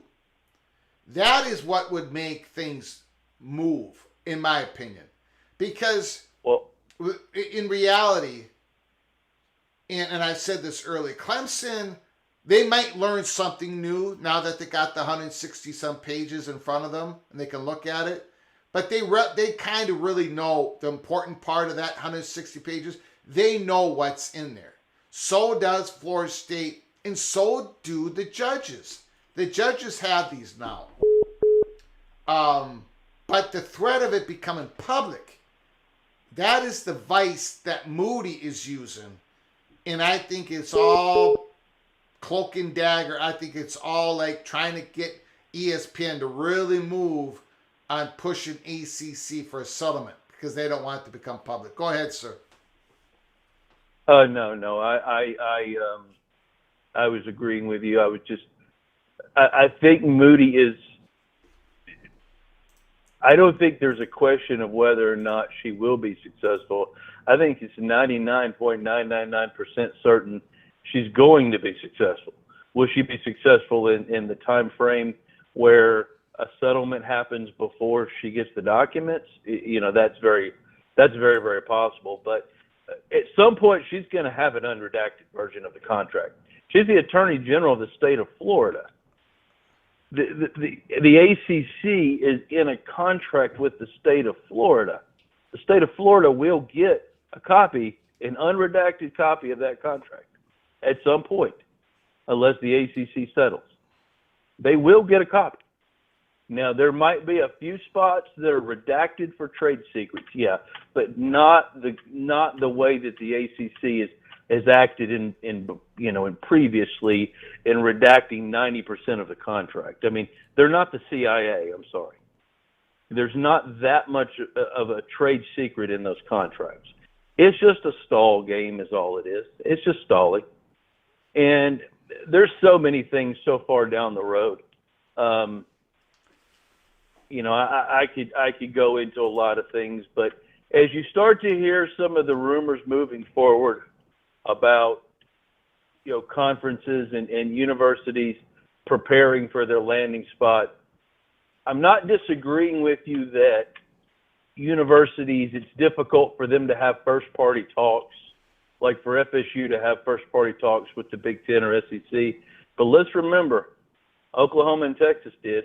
Yeah, but that wasn't that was they called first. That was only a few years left with the Gore. This is. It really doesn't matter how long. Yeah, it does. It does. There's only a couple years left on the ESPN we're gonna have to. deal. Yeah, we're gonna have to agree to disagree. JD is granted right. The Big Ten legal counsel is so. I tell you what, man, Big Ten is not talking with Florida State. The only thing I'm throwing this out there is I'm privy to some information, and I'm not gonna share it. Got it. But all right. I'm just saying, don't be surprised if things happen quicker than what people think. And but that's not even really a point. I'm just saying, just like we're finding out on this House versus NCAA that actually people knew about the settlement talks back in December and in January. There's so much happening behind the scenes that they're not even really. Torturous interference is just out the window. I mean, it's just out the window with everybody. Everybody's talking behind the scenes. I mean, everybody can get sued. And I'm not disagreeing with what some of your comments earlier on, that the NCAA, some of these negotiations could be just pie in the sky. Yeah, they probably are pie in the sky. I know what they're trying to do. They're trying to get ahead of the game. Of course, I'm Captain Obvious here when I'm talking. But they're just trying to get ahead of the game, hoping that by moving forward and doing these settlements now, that they could at least kick the can down the road 5 or 6 more years before it becomes an even more serious issue. At least they're moving forward, because if they do nothing, the act of doing nothing might cost them twice as much as what the end result's going to be anyway. So I don't know, and this is not really a subject I'm really, that educated on. I'm just listening and trying to gain some knowledge from folks like yourself who have a lot more understanding of the case and everything else. But anyway, go ahead. No, it's to me, it doesn't do any good for this. I understand the settlement part where you're settling for $2.9 billion instead of settling for something more than $4 billion. But if you're making a settlement now and the next group of student athletes come on in the door and they can sue you because of a salary cap that limits their ability to make money, and they did not, it doesn't solve anything really. So I'm hoping for a miracle at this point. I'm pretty down on this whole thing, so we'll see. Yeah, I'm just. I have a very analytical mind, and I see the tentacles just spreading everywhere. And I have agreed with you that there was going to be no breakaway, and I don't believe there's going to be a forced breakaway, but there might be a breakaway that just happens organically. Well, and it won't be in the next year or two. Yeah, I said there'd be no breakaway in 2026.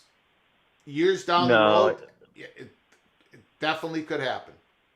I thought at the earliest it might be 6 or 8 years down the road. Yeah. Now, because of the financial aspect, is 2026 possible? It's possible now. Not likely, but it's possible. I think 2028 is very likely. 2030, I think, is almost a definite, just because of the financial disparity. I mean, at some point, these other schools aren't going to have an opportunity to compete financially. I mean, even with the increased revenue from the playoff, that's just offsetting some of your cost. And then, I don't know. I mean, if schools, and I'm going to wind this down because I know this is a long call and you probably got people wanting to call in. Could this actually benefit the Power Two financially, because you're starving out the competition and then now you're getting a greater share of their playoff revenue? So if half of the Power Four, and I know that's not realistic, I'm just throwing that out there for consideration, but let's just say a third of the Power Four drops off into G5 status. They want to do their own thing. They don't want to be involved in this part of college football. And the contract stays the same. Well, that existing college football playoff revenue gets thrown back into the pool and reassessed and reapplied to different conferences. Well, if your salary cap, if that's what it's called, or whatever it's called, this increased piece of the pot now is going to offset some of those costs. So I don't know. It's going a million different directions where I could see it starving some schools out, and then it could for other universities, like an Ohio State or like a Georgia or whatever. It actually is better for their bottom line because a lot of the competition went away, and they get their part of the money. And I may not have fully grasped this, but it's like I said, it's going in a million different directions. Yeah, it is. When they say a radical change to the sport, I don't think radical is radical of enough of a characterization. Yeah. And anyway, always enjoy your show. I think you're probably the best out there on YouTube, in my opinion. And appreciate it, JD. Thank you for your kind words. Thank you, sir. I always appreciate you letting me go down another rabbit hole. Okay? Got it. Yeah. Thank you, sir. Appreciate it, Mr. Seminole. Thank you. All right, great call by Mr. Seminole. Jacob Racat. I don't know how to say your name. Is it Jacob Racat or Jacob Racat? Jacob Racat. Thank you for, once again, your incredible generosity to our channel. Wow. Clemson, Miami, and Florida State are 3 ripe roses waiting for their honeybee. Petiti's bristly legs will carry pollen from more than 3 ACC flowers. Holy smokes. Very poetic. Very poetic. Wow.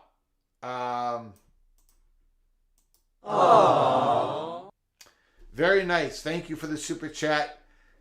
Jacob Bracat, thank you so very much. Outstanding. 3 ripe roses waiting for their honeybee.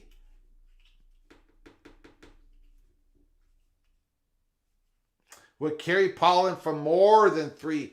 So Jacob Bracat thinks Big Ten might be adding more than 3 ACC schools. Very, very interesting.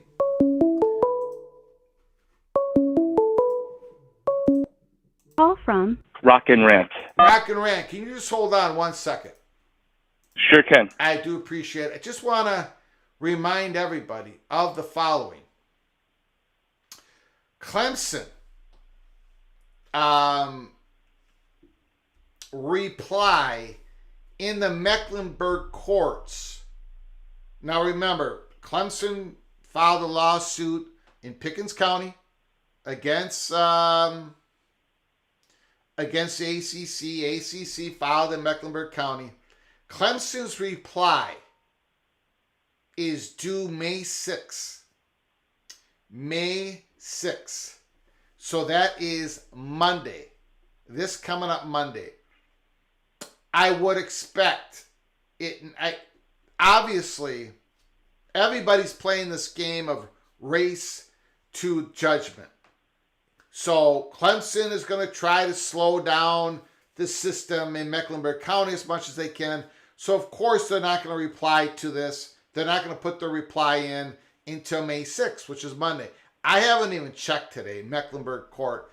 I would be shocked if if it doesn't happen on May 6th.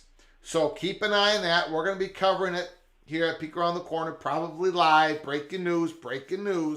Clemson's first reply to ACC's lawsuit against Clemson in Mecklenburg Court.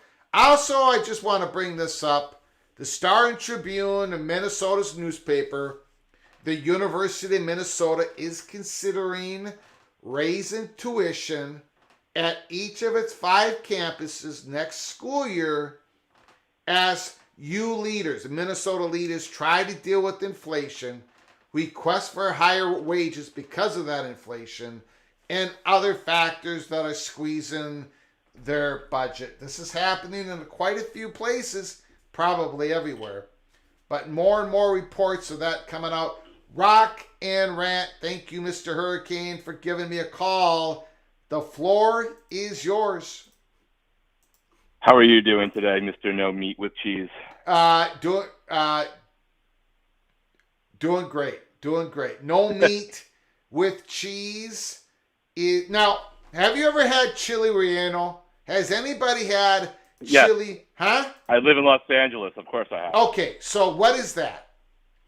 Poblano pepper. Well, Poblano pepper roasted with cheese, right? Now, my wife makes it with this big Blanco Mexican cheese. It's not really melted. It's not runny all over the floor, like all over your plate like you get in the restaurants. But anyways, and with this red tomato-based salsa, with all the spices that my wife makes in her homemade salsa, with some of her beans. It doesn't have meat. It would be so, if you stuff meat in there, is it going to be better? No, it's going to be worse. Just another example, a beautiful dish with cheese. Don't add the meat. Go ahead, Rock and Rant. The floor is yours. Well, Greg, you can decide which side of this you come on, or I guess maybe the community can. But I always like to say, when you're an outlier, sometimes you're brilliant and you're Steve Jobs, and other times you're an idiot, right? So yes, I'm either an idiot or I'm a genius at this one. So I think I got a good idea which part I. Go ahead, sir. The floor is yours. But at least you stick. You know what? At least you're consistent and you stick up for what you believe in, and that same could apply to JD, and I love his calls. But I will, as much as you promised to sing on the show, I will come on your show and do the war chant if Florida State, as of today, actually has a formal offer from the Big Ten in any way, shape, or form that could lead to anyone suing them one day. Yeah, I would love for them to have it, but I will do the war chant if there's documented proof that actually happened versus the wink nod. So just give you one example. We knew here at Peek Around the Corner before it was reported, and we had another hot bubble of action going on with Washington and Oregon. We let everybody know. We reported it before it was out there. We did not give the name of the cities, but we knew that Oregon and Washington met with Big Ten officials. It was first party talks. First party talks. One of the meetings was in New York City, and the other meeting was in Chicago, Washington, and Oregon. Now, and if you don't believe me, a national reporter, Brett McMurphy, reported it in public eventually. Okay? Right. And they got cleared for, I don't know, what was the phrase used? They got, there was first party talks, and they got cleared for, what's the word? Anyways, they were analyzed, they were cleared, but the Big Ten legal counsel was so sensitive about, they're incredibly sensitive, okay? They Oregon and Washington did not apply for Big Ten membership, right? And you're not gonna put an offer out until someone applies. They traded information. That's all they did. Okay? And then it sat there for months because the Big Ten did not want to crack into the Pac-12 until the Big 12 was about to get decimated with the Big 12 cracking them a couple times. It's exactly what happened. School conferences don't offer anybody unless the 100. Okay, I should not say. The Big Ten and the SEC are not going to offer any school until their legal counsel says it's okay, the presidents have voted on it, and that they know that the school is going to accept. Correct. None of this is going on right now with Florida State and Clemson. It isn't. It can't. Right. These schools don't know if they can get out. So the Big Ten and the SEC are not having these first party talks. It ain't happening. Yeah. Does Florida State have some evaluations, third party? Do they kind of know where they sit? Yeah, sort of. So does Clemson. So does Miami. Brett McMurphy and others have reported in public that Florida State would be a target, was on Kevin Warren's list. So was Miami. So was Clemson. They were in late edition. Same thing with the SEC. But I'm telling you, man, these legal departments in these conferences, they have a whole lot of control. Nobody has an offer. And people who are saying that, and I'm not talking about JD, people are just running with stuff. They have no clue what they're talking about. There is no offers. There can't be an offer on the table. Go ahead, Rock and Rant. The floor is yours. Yeah, it's not even a shot meant at anyone. I have no doubt in my mind that Florida State will get a choice to go to whichever one they want. To be clear, it's just $1 billion corporations that have stakeholders in 10 states, including the state governments, do not open themselves up to hundreds of $1 million antitrust or other type of lawsuits willingly when they know ultimately that the answer to will you date me is yes, right? They just aren't going to do that. I liken it to, this is not like, hey, I'm going to go to a Grateful Dead or concert and I don't know what the set list will be. It's like, I'm going to AC/DC. I'm guaranteed they're going to play Highway to Hell, but until it actually happens, I don't know, right? Like, but you know because they basically played it every single time. So they're going to get it. It's just the sequencing of everything, but when that other stuff comes in, they're just not stupid enough to do that when they know they're going to get the answer they want at the right time anyway. Rock and Rant, we got breaking news. Breaking news. Miami lands highly coveted Michigan State defensive tackle Simeon Barrow Jr. over LSU, over Missouri, over Florida State, over Texas. The 6'3", 290-pounder is edition number 5 for the Hurricanes in the spring transfer window. Holy smokes. Oh my goodness. It isn't stopping. The Miami Hurricanes are a threat. Oh my God. To win the ACC in 2024. Your first reactions, Mr. Rock. Oh my God. Well, I have it on good authority that people in Miami program heard that you were jumping on the NC State bandwagon and decided to make a concerted effort to make sure that didn't happen and that Greg didn't go into the transfer portal to North Carolina. So yes, I believe that's what happened. But that's ultimately, probably what happened. Go ahead. yeah, it's amazing, and I'm glad that they're look. Cam Ward set foot on campus, essentially, right? And everyone realized they had this moment in time.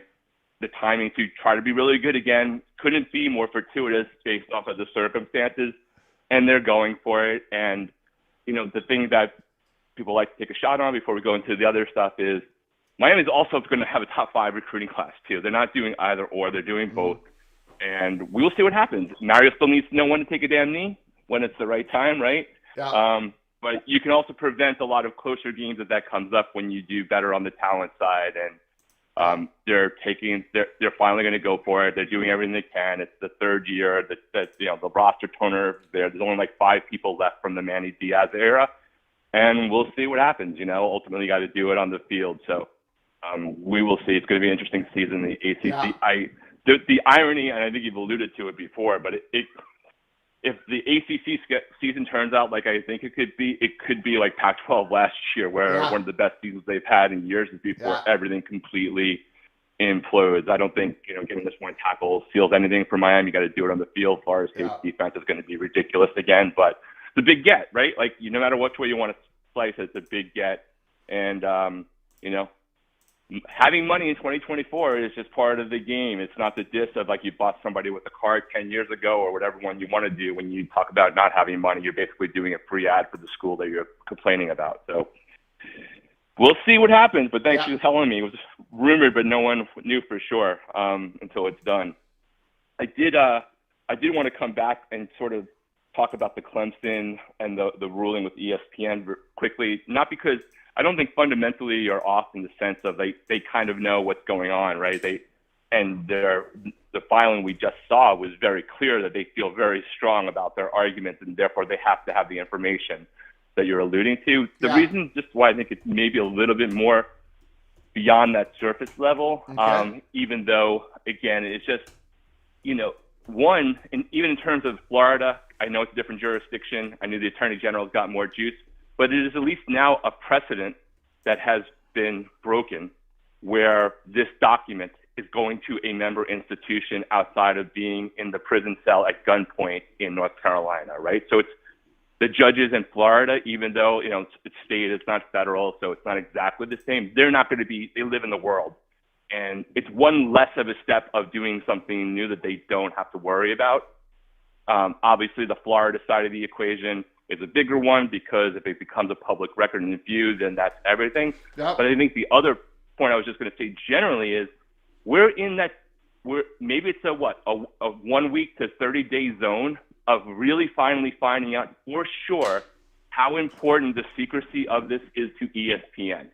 Yes. Right? Like, we've heard all of this stuff. They've done the lawyer thing, but we're going to know right now because it's very likely between Clemson having to receive this in the next 7 days, and you have the full thing, but you can't show it to anyone zone, and the AG thing being resolved pretty quickly, that ESPN's pressure point on this specific issue is at its zenith because something is going to happen, right? And that's why I think there's a little bit more important. You know, there's probably some more in the detail on the edges for Clemson specifically that when you talk to Justin, as an example, when the NC stuff comes up in that court, you're going through the document and Justin points out something that you missed because you're having a conversation, you have a little bit more time to live with something. So maybe there's point D, E, and F that they maybe didn't catch in all the times that they looked at it. True. But it's going to make them more prepared for court, right? So let's say that nothing happens for Florida and it doesn't get out, and it's still just because they're going to be better prepared for their case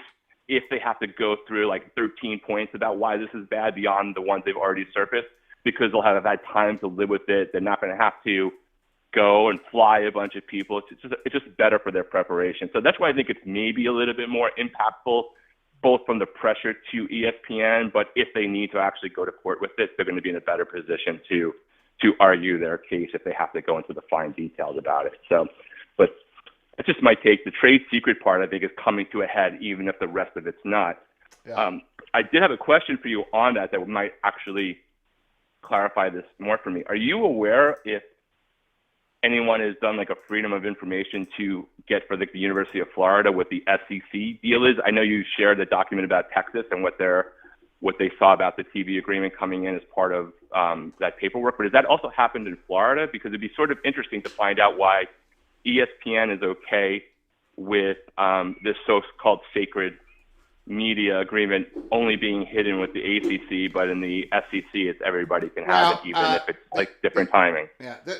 To be fair, or to be accurate as well, what I read about between Texas and ESPN was membership obligation.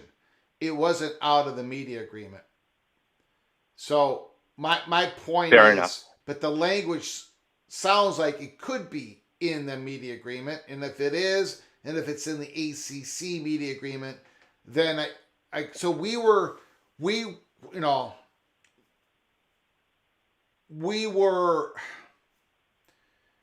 it's that language that I read is not in the media agreement because I don't think anyone can get a hold of that.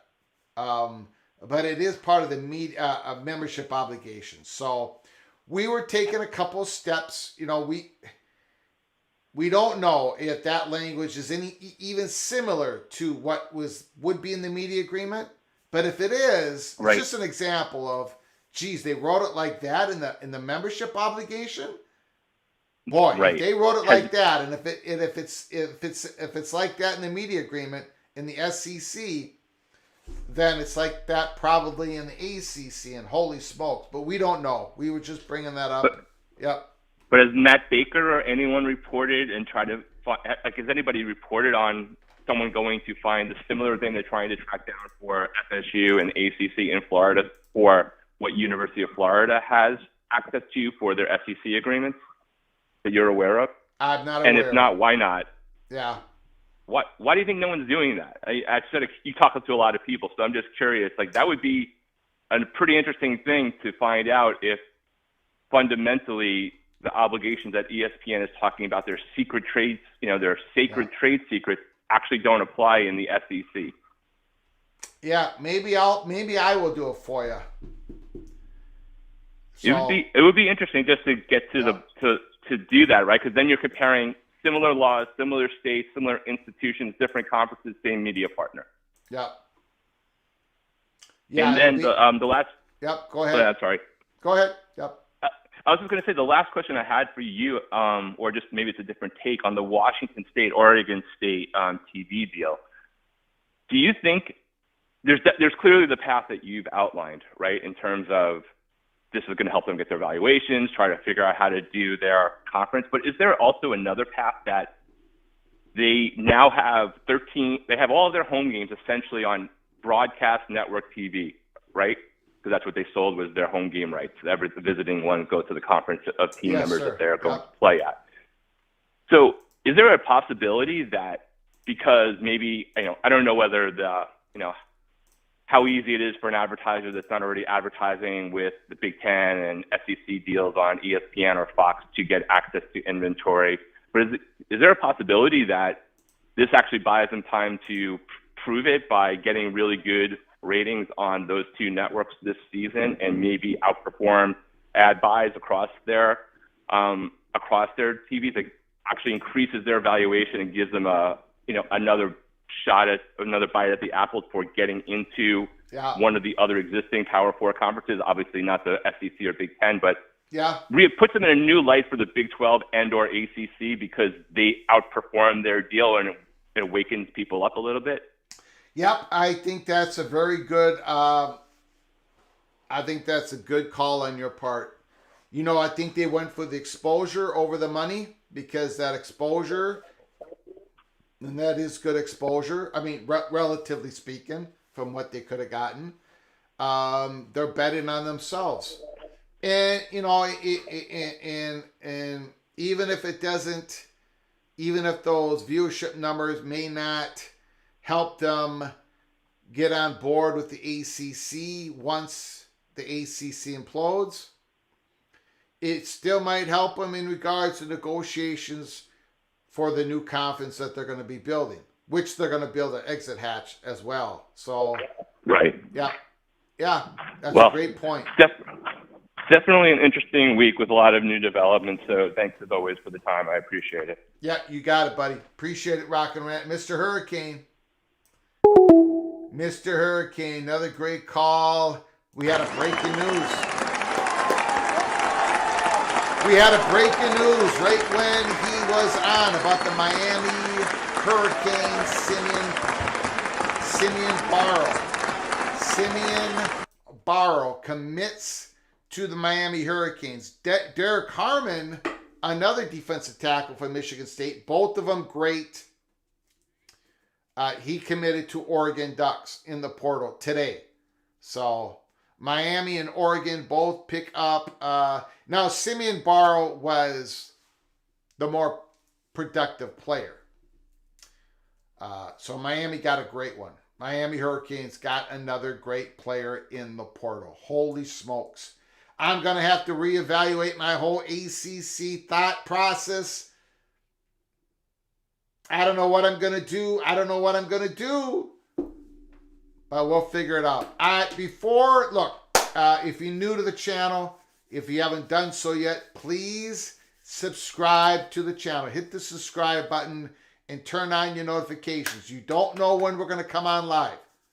We could come on live again tonight. We had an emergency live program last night with the breaking news about this compensation for student athletes, paying back House versus NCAA. We had 2 live shows yesterday.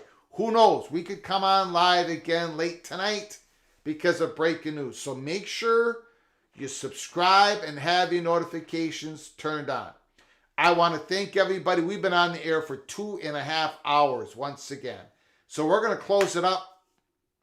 I want to thank people for your generous donations to help us keep the lights on, to help us, to incentivize us, to motivate us, to help us pay the bills for us to have a 2.5 hour program. We want to thank the generous people who gave us the donations today, the incredible chats in the chat room. I hope I taught you all a lesson about the cheesification of America. Do not be brainwashed. Do not be brainwashed. Keep the meat and cheese separate. So I want to thank everybody in the chat room. And again, the wonderful phone calls during our live show. Again, we're going to be doing something this weekend.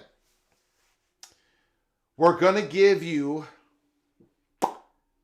part 2. I'm going to have to get the final okay for liftoff to take off on this. But we're going to be doing a part 2 on the information about North Carolina, the money perch. So we are going to have some information for you. I don't know if we're going to do a Saturday show or a Sunday show or a Saturday and Sunday show. It all depends on what happens in the world of college football. So I want to thank you for sticking with us here at Peek Around the Corner for another great Friday afternoon show. I appreciate it. Until next time. And next time could be just a couple hours from now. Until next time, from all of us at PATC to all of you, please you all take great care of each other. Thank you so very much.